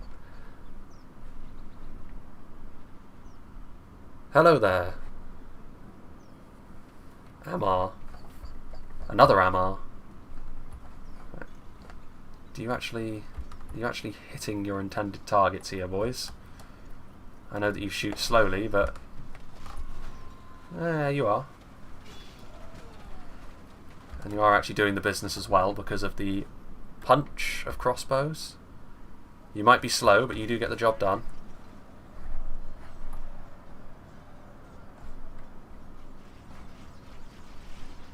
Right. Can probably get away actually with moving our halberds back for a second.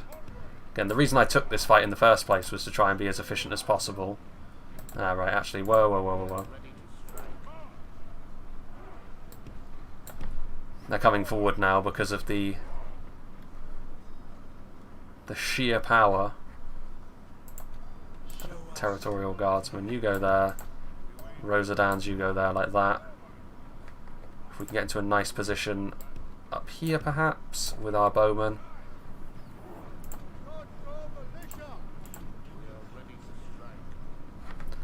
Where are they going? You know what, they're just trying to push through anyway. Yeah, not a good idea. Your Senation. Then it's good to see you. A name I certainly recognise. And we are losing a lot of Azra Raiders. Partially because it just won't let us up onto the wall to sandwich those units, when we really should be able to. Can you get up there now? Because there just wasn't enough route. There we go. Now we should be, now we're in business. Now we're cooking on gas. No. You shouldn't be in melee at all. What are you doing with yourselves? Right, we could probably start thinking about flanking around, actually. You're not going to be much use there. You should go this way. And you can just be the cover for them.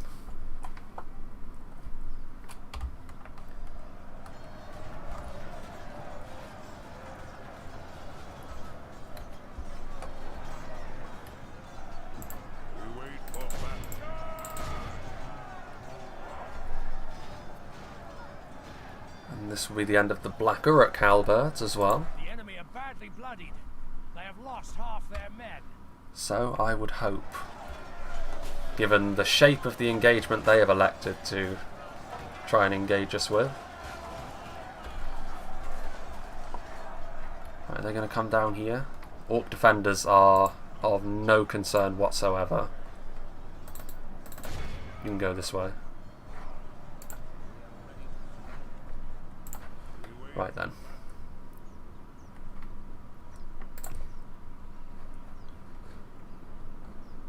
Yeah, they're pushing down further.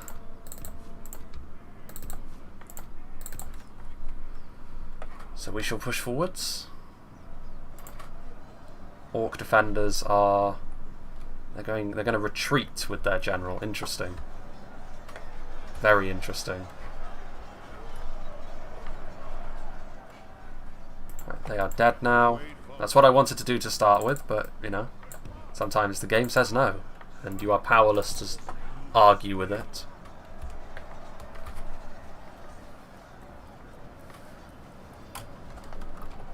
And we will be exterminating the orc populations of these towns as we move through, because I don't want to be bogged down really in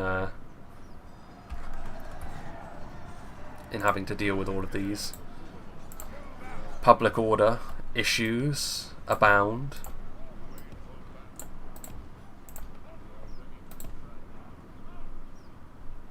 And yeah, you...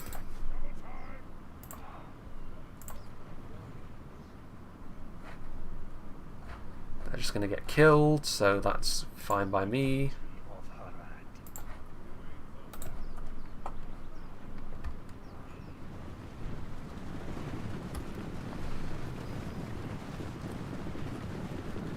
The rank and file. Hopefully the Rosadan do still serve us well, because we will still be dependent on them to do some of the heavy lifting. Maybe not all of it, but some.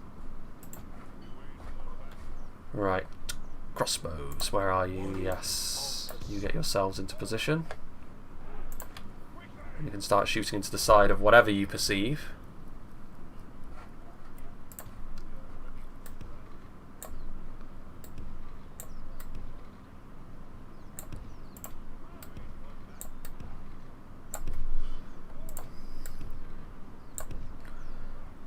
And what else have we got there?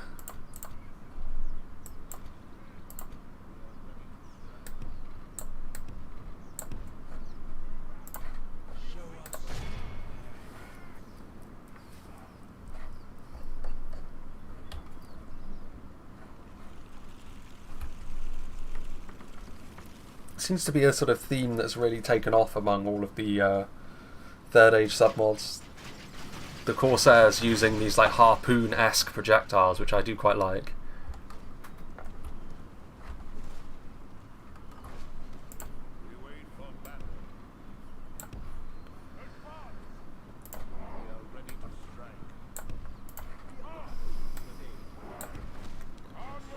If you could nerf and buff two factions in Reforged, what would you change?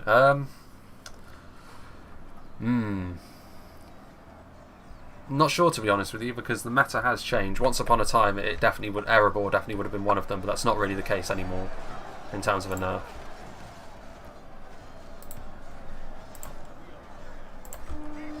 If we continue like this, we will smash the enemy.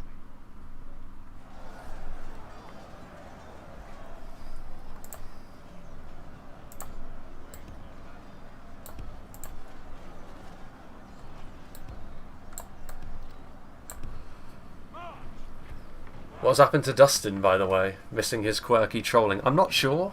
Some of his comments, like, because YouTube holds comments for review automatically sometimes, and I only go through them occasionally. He had a lot of comments in there on one video because he was getting a little bit spicy. I don't know what happened since then.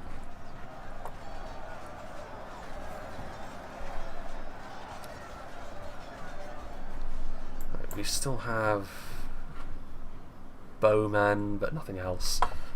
Nothing else is really required when moving forward, I don't think, at this stage. I'm sure that if I did a High Elves campaign, he would quickly be on the scene. Finish off those Gamperim.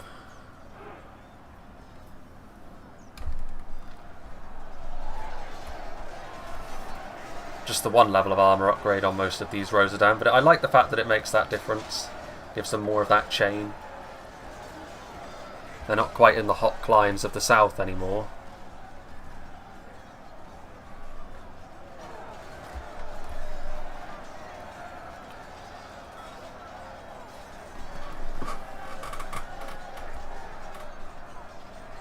And our general is just sort of in and amongst it.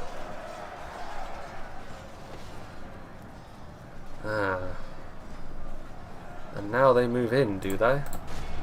Target the Uruk bodyguard then.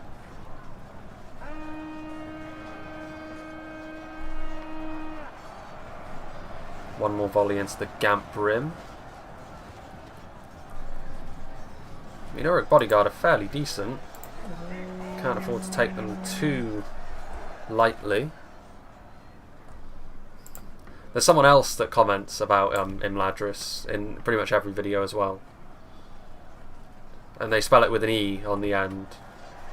But, you know, it's, people like their Imladris.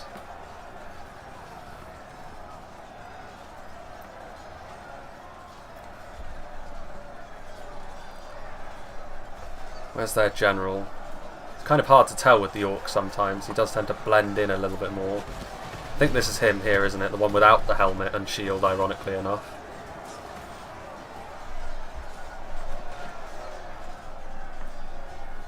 They are armor piercing in melee, I'm pretty sure, though, the Uruk bodyguards. So while their stats next to other bodyguards are not amazing, they do still have a bit of a kick to them. Like my general's bodyguard is actually fairly... It's very, very tanky, but it's not the most damaging thing.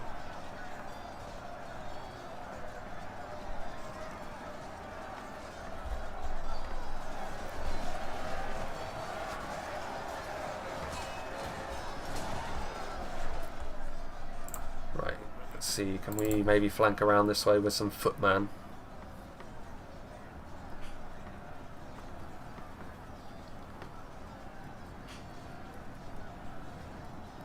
They're awfully close to my own men now, I think, so you can actually move forwards.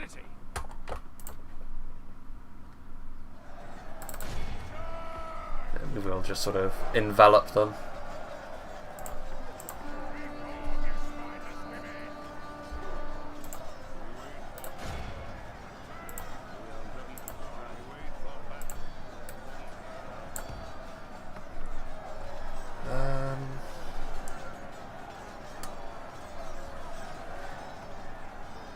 And that's going to be that.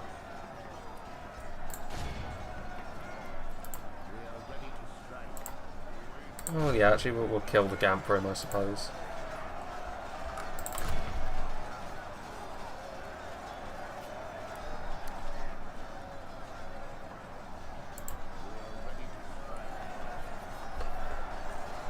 Marvellous.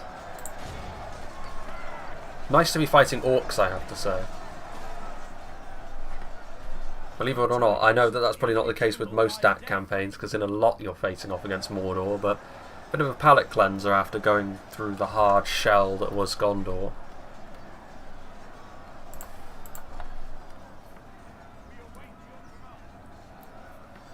What are you doing, shimmying along there?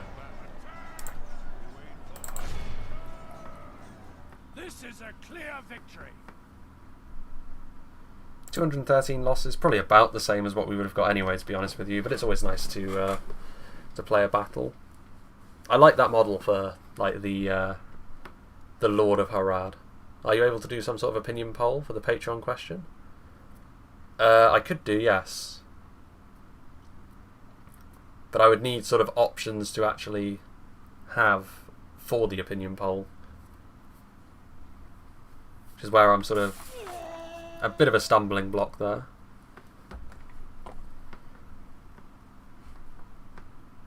Fanuilond. Or Fanuiliond. Exterminate populace. Have they indeed? Right. Yeah, so we definitely need to repair the walls. Right, we've got a ton of stuff here. some of which can actually be sent back. These two can be sent back to Lynn here, making it a little bit more happy. Take that fort. Right, can we get away with emptying this place of everything? We actually can, which is pretty cool. So we'll leave them as a garrisoning force. Move forward with you. These four can join up with you. Tirithoros actually has some units in it, which is kind of interesting, but we should still be able to siege it down, no problem. You four, get over here so you can reinforce. Yes, my lord. Right, Yes. can use you as a scout. Yeah, they weren't prepared for this, really, were they? Foul betrayal indeed, and I think, yes, Khand have broken their alliance with us, but quite frankly, I really don't care about Khand. It's Harad the ones that I'd be worried about, because all of a sudden then we'd have to deal with that. It would still be quite possible with a ballista tower city. Speaking of which, we should get some more stuff on the go. We can actually train Narun Aru Royal Guard down here, which is strange. I didn't think that was actually the case, but yeah, we'll go for a couple more units of trollmen because they will be really, really good. Pity YouTube doesn't have a suggestion box function. Yeah, the only thing you can really do is polls, or just a general message saying, you know, put suggestions here, but it's not really the same thing because it's just comments then at that point. Right.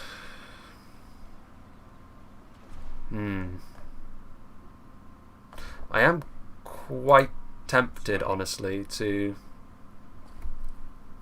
go after Pelagia with, because the problem is with taking East Osgiliath, I'm behind this stack here, and there will be more immediately coming from Minas Morgul and Cirith Ungol, which doesn't really further our goals in any meaningful way, whereas Minas Tirith, it will still act as like a beacon of their hate, and Castarion over here can make a real hero of himself. So go for it. The troops ashore. As you command, we shall prevail. This should be an auto resolve, to be honest. Yeah, it is. 186 losses. Not the end of the world, though. We've got a bit of cavalry we can use. We've got siege. Minas Tirith itself is obviously a nice settlement. A most noble Probably conquest. one of the most exploitable settlements, actually, as well. And actually, with this one, we will just occupy it, because we're just going to be sat in this settlement for so long that it doesn't really matter. We can also make a foundry. Look at all of this stuff we have. That's only one turn, so I'm going to do that now, and we'll do an armory next turn. This fleet can, I guess, just sit in this dock, looking all menacing. You go down here. Can we assault this immediately? We can. Taking the troops ashore. To So yeah, this is going to be another auto resolve, isn't it? Oof, yeah, definitely. 85 losses. Make Minas Tirith your capital. We have triumphed. I might do that when I know that it won't fall. Lord, our courage and honor have conquered. Right, exterminate the populace. Repair. Right, we will also rename both of these, because of course we will. What have we got going on here? Resistance is futile. Resistance is futile. Trait increase. Lord Gimmelzor, Conqueror of Pelagia. Castarion is the Conqueror of Minas Tirith, which is quite the accolade for the Dark Lord of Mordor is poor. So yeah, this is where Alliance in tatters. War. Very poor.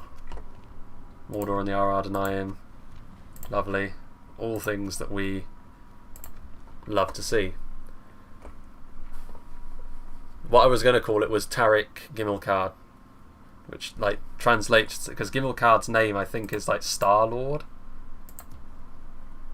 which means it translates to like Pillar of the Star Lord, I think, or Tower of the Star Lord, which is, you know. Right, what have we got here?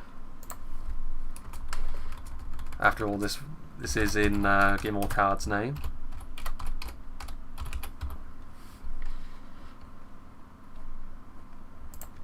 There we go. And this place, because of the fact that I've always thought of Gimel Thon, the youngest son, to be sort of a kind of roguish person that likes hanging out with the pirates, it makes sense that he would have like a great port city that he gets. So this one will be Kadar Gimel Thon.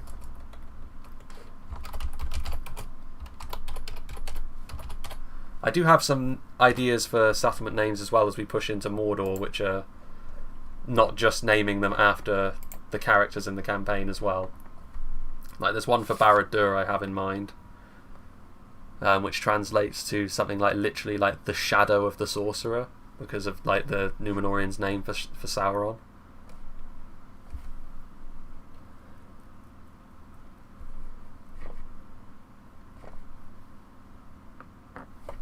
And Balaketh might be a good name for Tol Falas, to be honest with you, because it has been sort of our naval hub.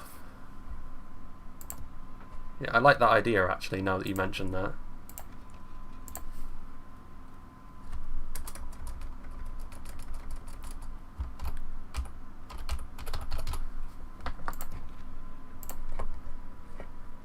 Now then, what do we have recruitment wise that we can get that's actually good, would be my question.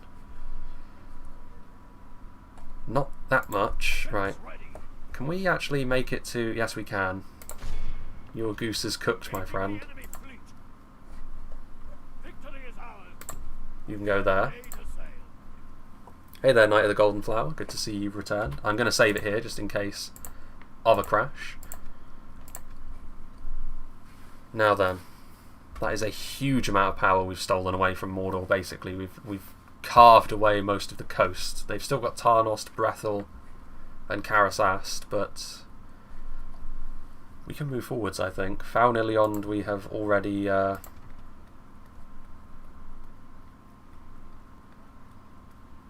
we go with that, and we'll go with an armory here. Right, Kadar Pharazôn. We have got...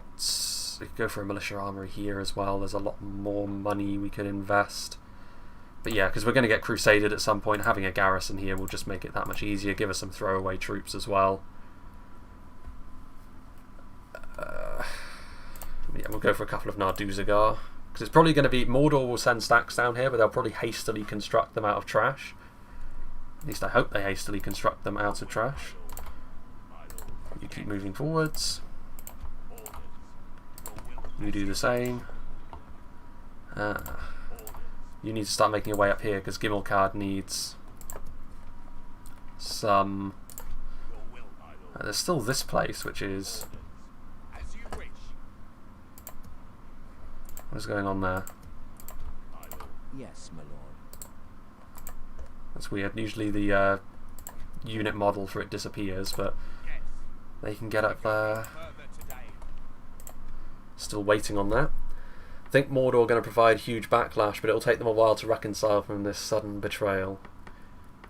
You did get the Barracks of True Sons in Linhir. Why is this place all of a sudden... Oh, for crying out loud. Military build policy. The bane of my existence. We need happiness, I suppose. Great Hall actually makes some sense because it increases public order. And I think that is going to be that for this turn. My. They could come at us immediately with that army, of course, but what are we doing as well? We should absolutely, before we do that, we should be repairing everything we have to our name. And then do that. But yeah, army-wise, this is a good force. It's not completely amazing. There's still Rosadan units which we're fairly reliant on, but they can hold the line just fine. We've got siege. Yeah, we should be okay. Okay. Interested to see what Enid Wythe do as well.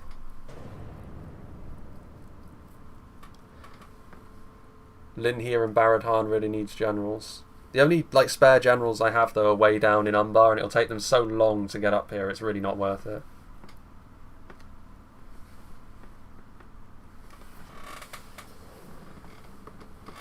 could build a ship, I suppose, and embark them and do things that way. As long as they just siege that settlement, we've got reinforcements that are right there. Make a stand. We are besieged. More of this. Ooh, hello there. Look at that. All of a sudden, Mordor out of the woodwork. There's a lot of Mordor. But like I said, like Minas Tirith is one of the most, if not the most,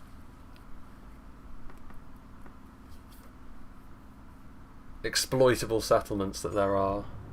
Taking of Harrowdale. Edoras has fallen. Oh come on, Rohan! I'm there now. I'm fighting Mordor, and you're already falling apart. Come on now. It's typical, isn't it? Whenever I'm like, Rohan, I'll give you a hand, they always like, well, I guess I'll die now. It is no use. We are also not really making a ton of money anymore. I think we can assault this and auto-resolve. Yeah, because that's going to be a bullet. I know for a fact that Tarnost is an absolutely monstrous settlement to try and take, so that was definitely worthwhile. Yeah. A most noble conquest. Exterminate the populace, definitely. Where are we? Repair. Yeah, yeah, yeah.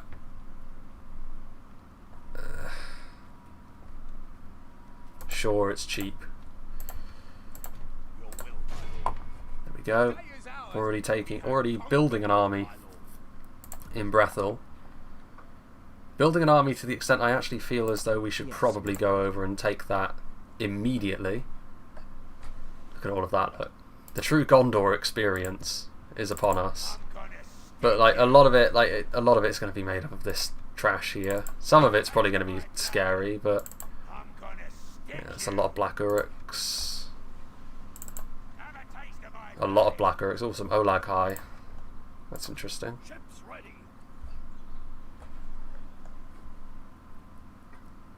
This version of the game, the generals in settlements give some nice boosts. Yeah, I know, Xavier. I know how it works, but I question whether it's worth my while to... I mean, I suppose it is. Okay. What we'll do is we'll start bringing this navy down here. Yes, sir. Full sails. Where did you go? Man, you've got monstrous movement, Sacklethor. Yeah, we've got, and to be fair, we do have too many generals down here. Okay. Right, you. Journeying onward. Yes, my lord. Without question. Yes. Right, Cadargimulthon. Right, what we're going to do is we're going to have this... Where's the... Right, we're going to put this down here because what we might need to do is send some army reinforcements essentially from Pelagia over here up to Minas Tirith at some stage. Really the key is just going to be getting that ballista into a nice position, to be honest. We've got holding potential in a lot of those units. A lot of them are upgraded to a good extent as well. But an armory would certainly not go amiss. And so an armory they shall have. Okay. We'll move them down here. Brethil. It's not a terrible army. They've got Variag Lancers in there. Are we at war with... We're Canned don't like us, but who cares about them? Woodland Realm getting peace with Gundabad. Olag High are really scary. Do you have any shock troops, Minas Tirith? I mean, in terms of shock troops, the very best that the Ar-Adunaim have are the Narduzagar. We've got one unit of them. But yeah, we don't... The best thing we have for dealing with the Olag High is the ballista. But that's like that is a bit of a gap in the Ar-Adunaim's roster in general. The fact that they don't really have... Their tier 3 doesn't have a shock infantry unit. Essentially.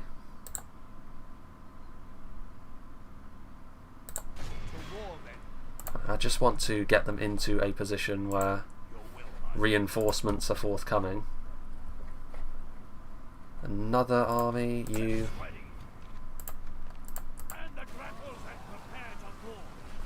Right, do you want peace? We doubt there is much you can offer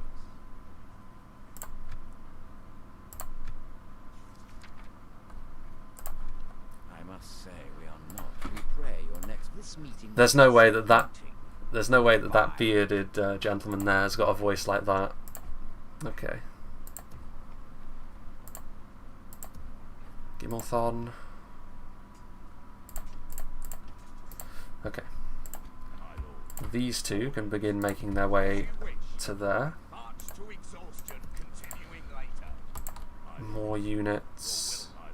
Ah, yes. You go there. Into the fort.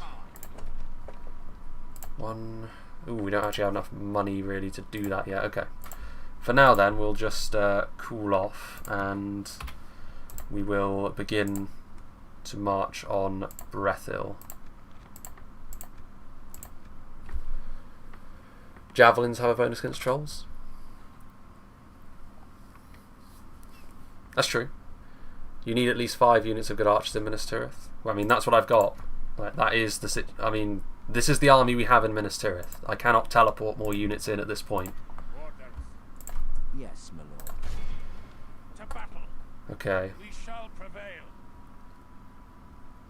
Maybe we will just besiege for now. Maybe that would be the... maybe it would be wise to do that. Yeah, we'll build some siege equipment. Yes. You three go in there.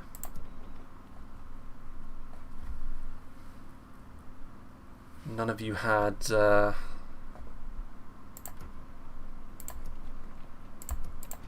there we go. Some Narduzagar. You can start making your way along here. Oh yeah, you. Yeah, kill them. Execute. And we shall siege you down. As you command, we shall prevail. This is why I didn't make Minas Tirith my capital though, because we could very well end up losing it again. But it will buy us, at the very least, it buys us time. Without question. At the very I shall least. Continue tomorrow.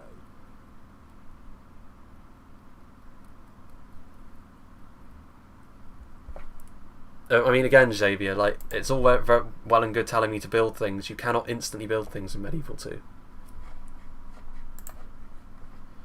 They have Edoras now. Should give Rohan something to think about. Hopefully some Doom stacks will turn that particular state of affairs around. Your will, my lord. No, I don't need a leather tanner. Can we build good stuff? We can, but we don't really have the money to do so.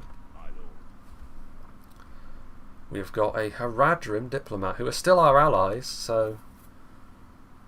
I mean, a lot of our income is being swallowed up by the fact that we need to garrison these areas down here just in case they try anything silly.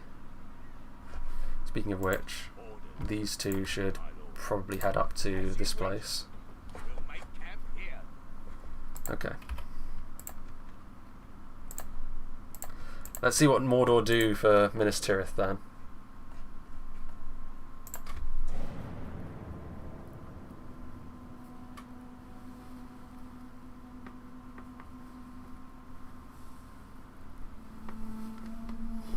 So I think this stream, based on length, can have like one sort of larger battle in it. Whether that's us on the attack or the defence remains to be seen.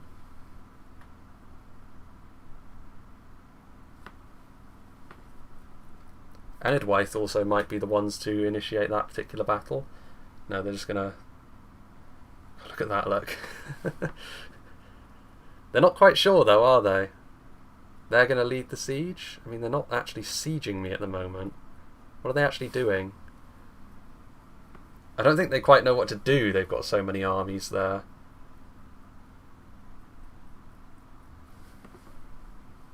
This is what... Because we never really got to fight Mordor in this way in the Lothlorien campaign, because by the time we got there, Dorwinion had already really knocked 7 bells out of them. Speaking of which, Lorien's under attack. Haldia looks very much alive there, and as we know, that's clearly an impossibility. At your service.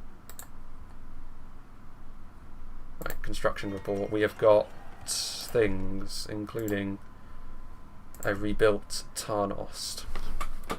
Right, we need to combine some of these so that we're not spending absolutely ludicrous amounts of money on units that are unnecessary, such as you. Now then. By your command. Maybe it's because our army is of higher... Ooh, great beasts. I don't know if great beasts can actually fit through the gate. The thing about this, though, is they don't actually have a lot of generals over here, which means if we can general snipe them, their army's going to fall apart, so... Yes, my lord. Isn't that lovely? Yes. Reinforcements are also abound. Can we actually reach Karasast? Your orders, my lord. We can, actually. We could actually take Karasast right now. Can the Ar-Adunaim rebuild Osgiliath? I think they can, Knight of the Golden Flower.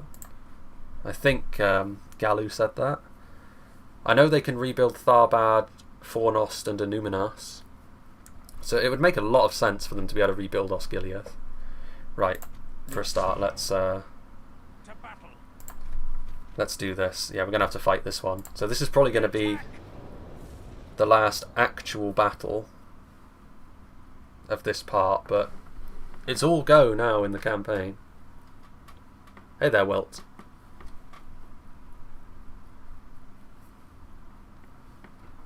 Mordor draws all wicked things. I wonder what the elves would think about this. Because clearly the Dark Númenóreans are not a group that they like at all. But if we were to kill Sauron, who is ultimately a bigger problem, what would they actually think?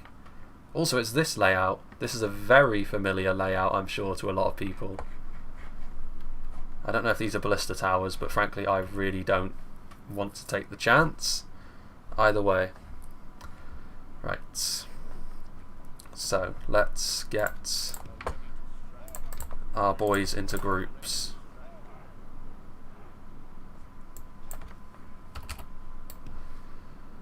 There. Yep, you're fine. Show us their heads. We will get our artillery into a group as well, just for convenience's sake.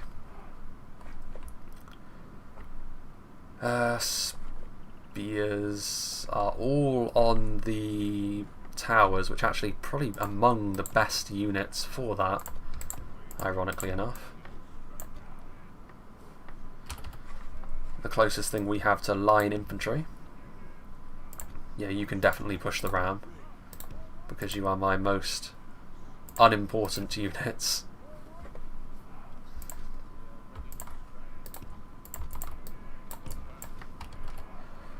But yeah, this has been an enjoyable campaign in spite of some slightly less than palatable moments, but it has been enjoyable. We need to get them off fire at will as well. Ugh, my voice nearly completely gave out then. You should send one of the Javis of Gimmelzor to Tarik Gimmelcad. Yeah, I probably will. I've got well, to be fair though, I'm very tempted to just move up with Gimmelzor's whole army in the next part to take Karasast. That means essentially we've completely gutted Mordor's territory they took from Gondor in the space of like 2 turns, which is really satisfying. Okay. So this is a decent little force, this. Look at these lads, look, with their wooden shields on their back. Of course, knowing this map as well as I do, I know that you can skirt right along this wall and get into a nice position to shoot if they stay here. If they all go back to the town centre, then Marvellous.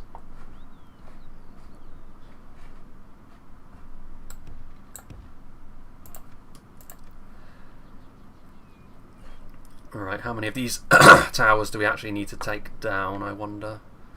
These are probably active, actually, which is a little bit of a problem.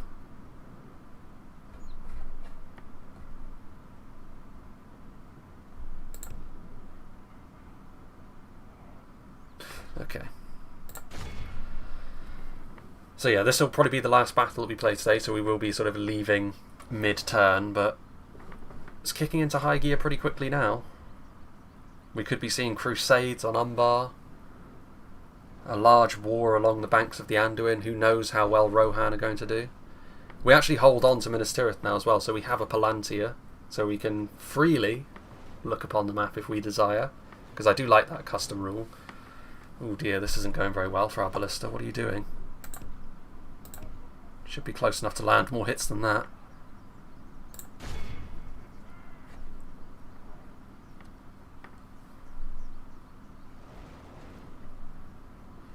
I think we're only going to be able to take down one tower. Oh, my voice is dying as well, so it's probably for the best that we stop fairly soon.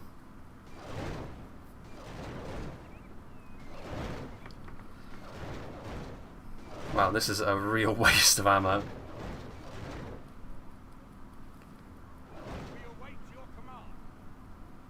An invasion on Pelagia or Dol Amroth too?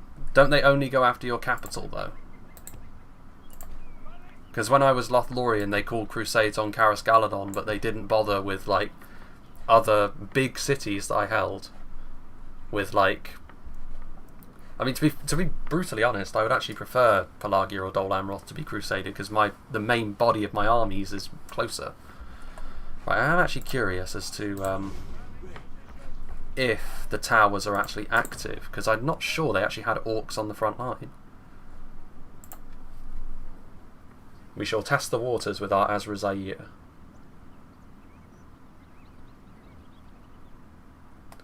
Gimilcad's army is on the way as well, so this guy can afford to take a few losses at this point.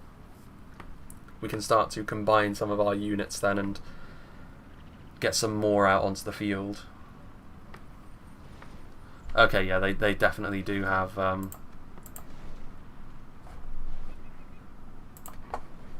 option available to them. Ain't that lovely? It's only that one though. These here are not actually... Oh, come on. What a pain. Yeah, we're going to have to use our artillery.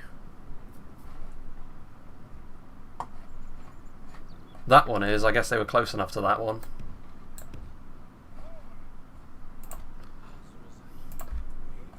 Abandon your posts. Poor Azra Zair.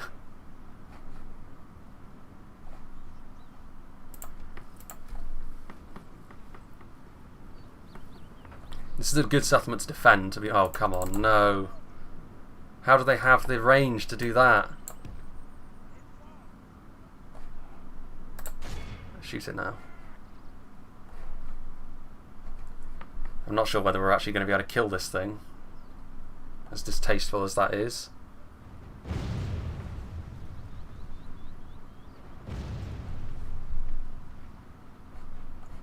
And now they're on the way back down, presumably to reactivate all of these towers. Well, I did do this to Anadwaith, so you can't blame Mordor for doing it to me, I suppose.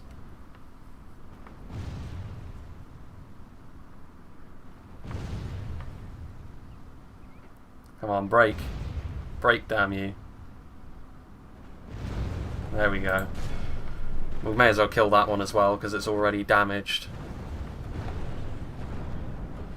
The rest, however...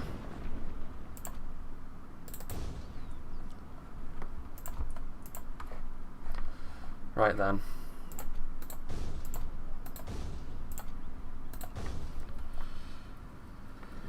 Let's see what happens with them. Because I don't know whether those towers over there are active.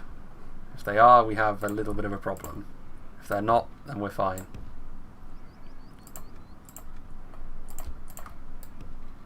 This could be a fairly elongated affair, to be honest.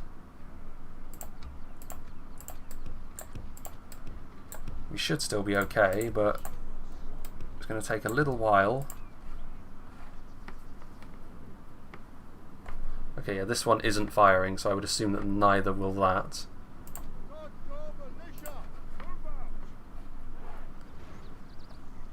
Black Uruk halberds. They're on the way down. Oh. Oh, how charming. Yeah, these are next to useless then. Yeah, I think we're just going to have to force our way through one choke point. This might be a reload even, looking at this, because the ballista towers are going to be able to destroy our ladders as well. It is obnoxious, really, when you think about it, but there's nothing that can be done about it. This is why I hate sieging, like, actually fighting battles where ballista towers are. I don't know if we're going to have enough. We're probably not going to have enough ammunition to kill that one as well.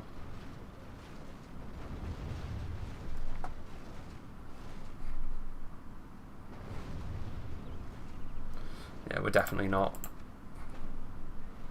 Orc archers are fighting. This is going to be our only way into the settlement as well.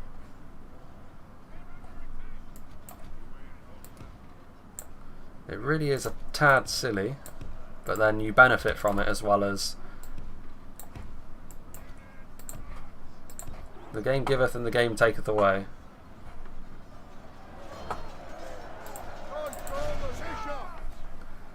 Orc archers should not be beyond your capabilities in melee, my friends.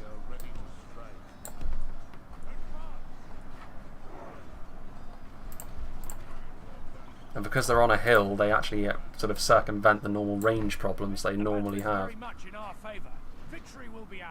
I guess, get over there. Territorial guardsmen are more easily replaceable after all.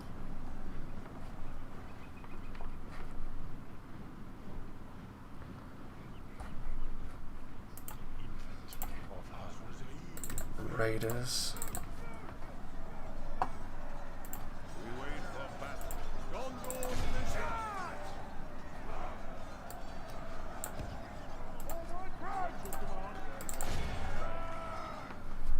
Let's get up the ladder. If the game deigns the time allowed up the ladder, which it does not appear to. Black Uruk archers will probably beat Territorial Guardsmen because they're not amazing at what they do. But it's okay because we have Raiders.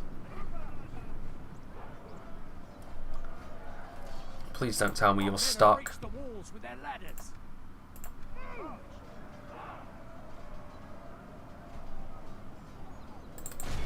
Usually units up on the walls like this means they're bugged.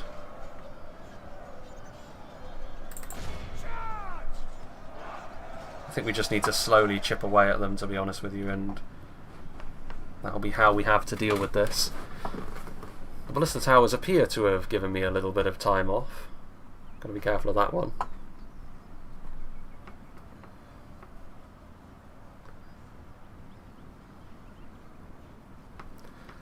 Most of our lower end units as well have got maximum upgraded armour. Yeah, Orc archers are utter dross in melee. So at least we're killing off a good portion of their army here effectively for free because of the AI. Are you planning to play Medieval 2 Kingdoms 1212 AD? Well, Tom Ike, I have a couple of times in the past. My issue with that, it's not so much the mod, it's more the base game. Like, I have some problems with Attila. But it is the sort of thing that I could do eventually, yeah. For the time being, I'm sort of sticking to DAC because it's more my wheelhouse.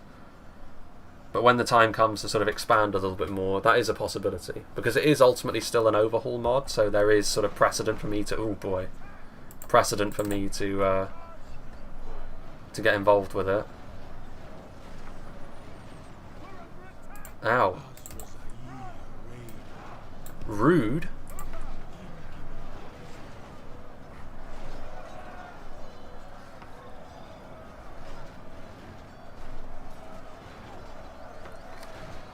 doing pretty well actually against the Black Uruk archers, and as long as we as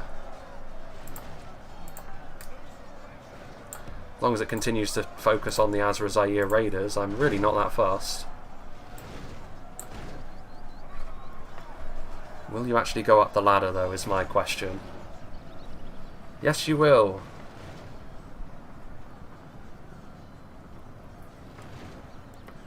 Can you put a unit over the gate to capture it? I mean, not from this side. It would be a poorly designed system if you could capture the gate while it was closed from the outside.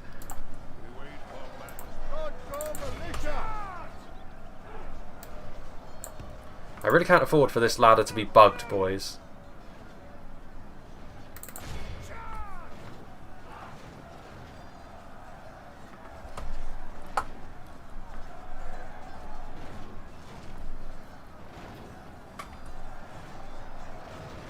Defeat almost a certainty. We definitely need the gate to be opened though by these units so we can actually flood forwards with some of our more important stuff.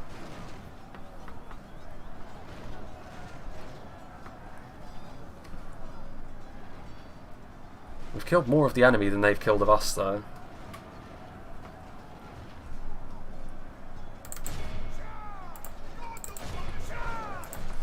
Right, what do we have here? Right, you can actually, I think, go over here and get ready to use these ladders, because over here doesn't really seem to be happening for us because of tomfoolery of some description.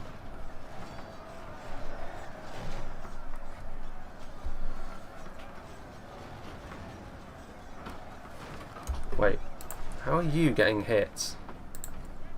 Could you leave the vicinity? How about there with the ballista crew?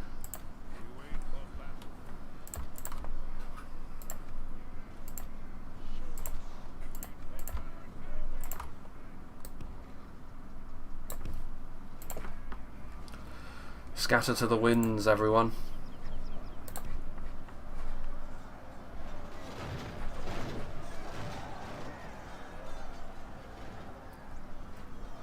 Yeah, I think you might be right.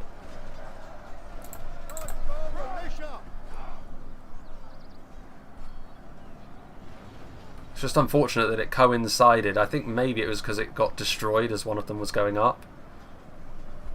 But it's unfortunate that it coincides with the fact that we do need to use these things.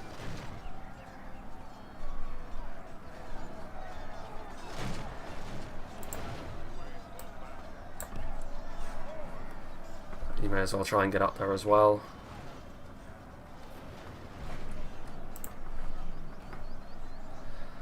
At least they are actually able to get back down. We'll need to go straight back up again to try and prevent the Orc archers from getting into a nice position to shoot. Yeah, some of them just aren't listening to orders.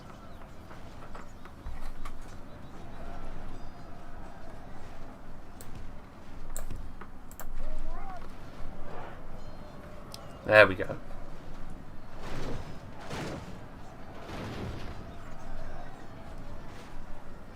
Ooh.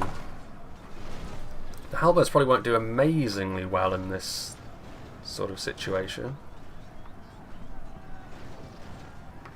They are still armor piercing though.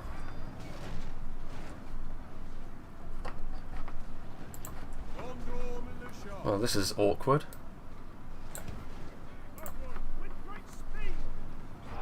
See, it would be so much easier to just blast through these Orc archers and then take the gatehouse and run in and get more into the centre of the town where this sort of thing can't happen to us, but the game has decided no, we are going to ruin your day. If this has to be a reload, what I'm going to do is, as distasteful as it is, essentially use the auto win command for this battle, because I'm not being cheated out of it by this. It's a shame that this stream has to end on a battle that's kind of showcasing the game's negative points. And I don't mean DAC, I mean Medieval 2 in general. Defeat is a distinct possibility.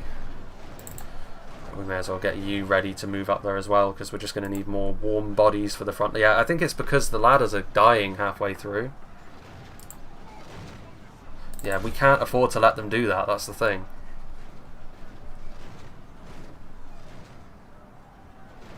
Hopefully that has prevented the repeat of something along those lines again.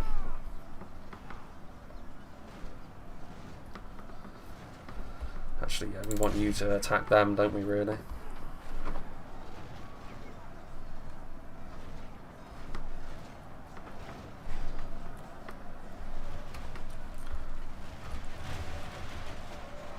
I suppose we should be thankful that we're not facing down the cannon towers from Medieval 2.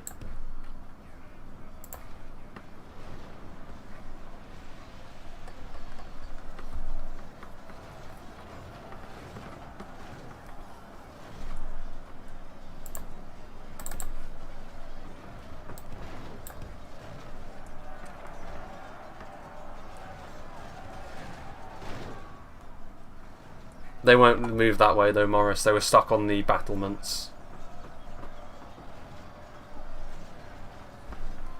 Right, now we're actually... Well, I say that. Obviously one of the ladders dies because the ballista bolts are still firing at them.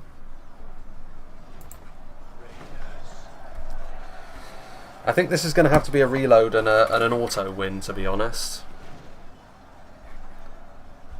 Because I'm not a fan of how the bug has basically meant that I'm completely trapped now.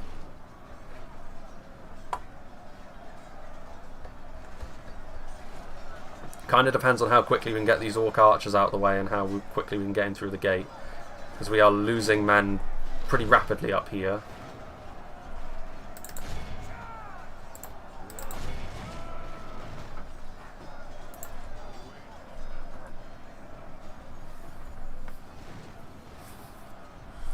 Yeah, you know, I'm done with this. That's ridiculous. As distasteful as it is, I'm not having the game ruin the end of a good stream like that. That's outrageous.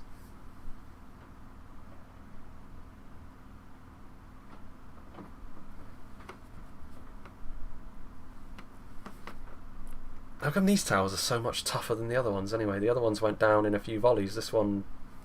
These ones went... We are disgraced. Fall back and retreat. Pulling back from the walls. Right then.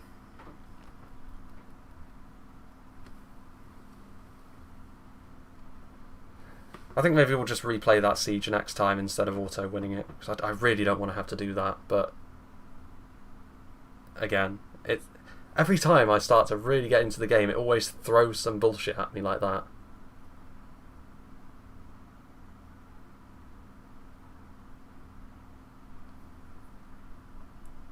Right then. Your orders, my lord. Okay, yeah, so we've got to pass the turn, I guess. Yes.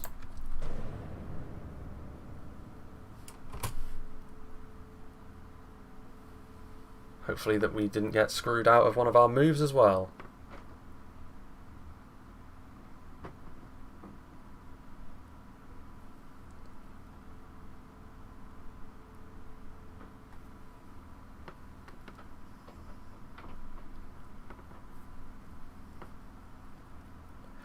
Okay, so what I'm going to do is just set up the armies for what will be tomorrow, of course, because tomorrow will be the next live stream.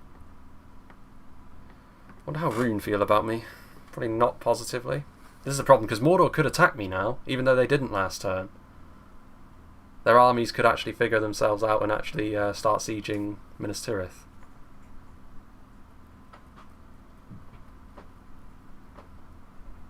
Then again, perhaps not.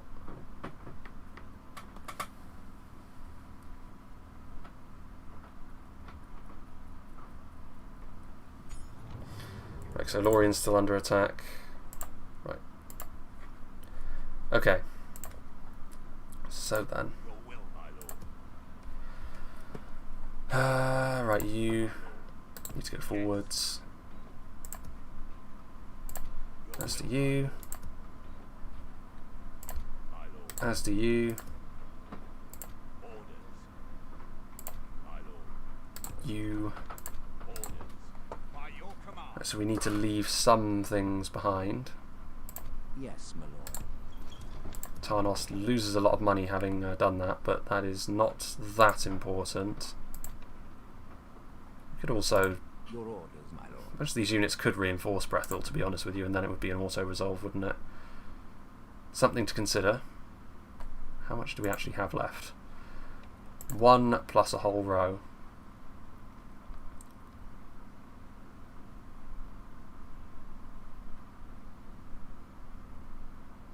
So all of you need to get in there.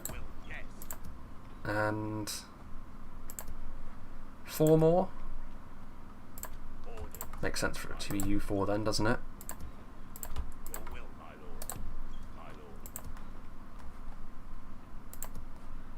Ooh, Ballastay.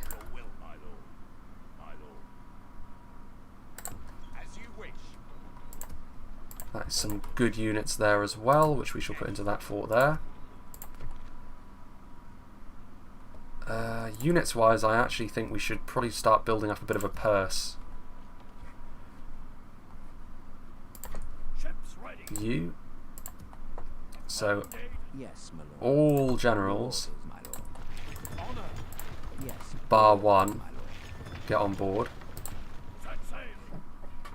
And we shall move you up to here, I suppose. Probably 1 to Barad Han. Do you think they can't go any further? I wonder about that myself. So, I'll save it, and before we go, because now, of course, we have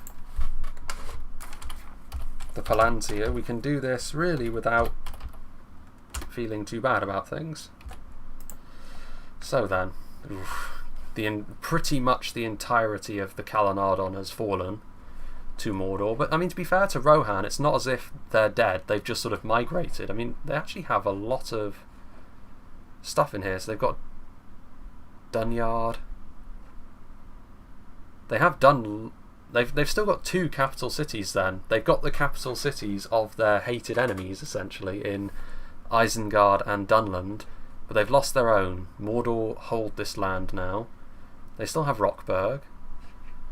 Also, one thing that I think what Mordor are in a little bit of danger of happening right now is that's a bold strategy. We'll see if that pays off for them, because Lothlorien are going to start to come into play as well. So too are Dorwinion, who, to be fair, are once again looking powerful and strong. If they can take the Easterling capital over here of Varfest, Dorwinion could very well start pushing in on Mordor again. And then there's us from this direction as well, so a lot of stuff. Mordor, to be fair, a lot of their armies are in this part of the world. They've got 3 decent stacks there, clustering around Tarik Gimmelkard. Kandahir, who could declare war on us, which means we can't really push any further forward on this side of the river than Tirith Oros, but I'm okay with that, because it means that we can't really overextend ourselves. And then we have the true powerhouse, apparently, of Ar-Adunaim, which is apparently Bree. Bree are the ones, not the Northern Dunedain. Bree. Are the Northern Dunedain even still alive? Yeah, they still have Fenestruinen.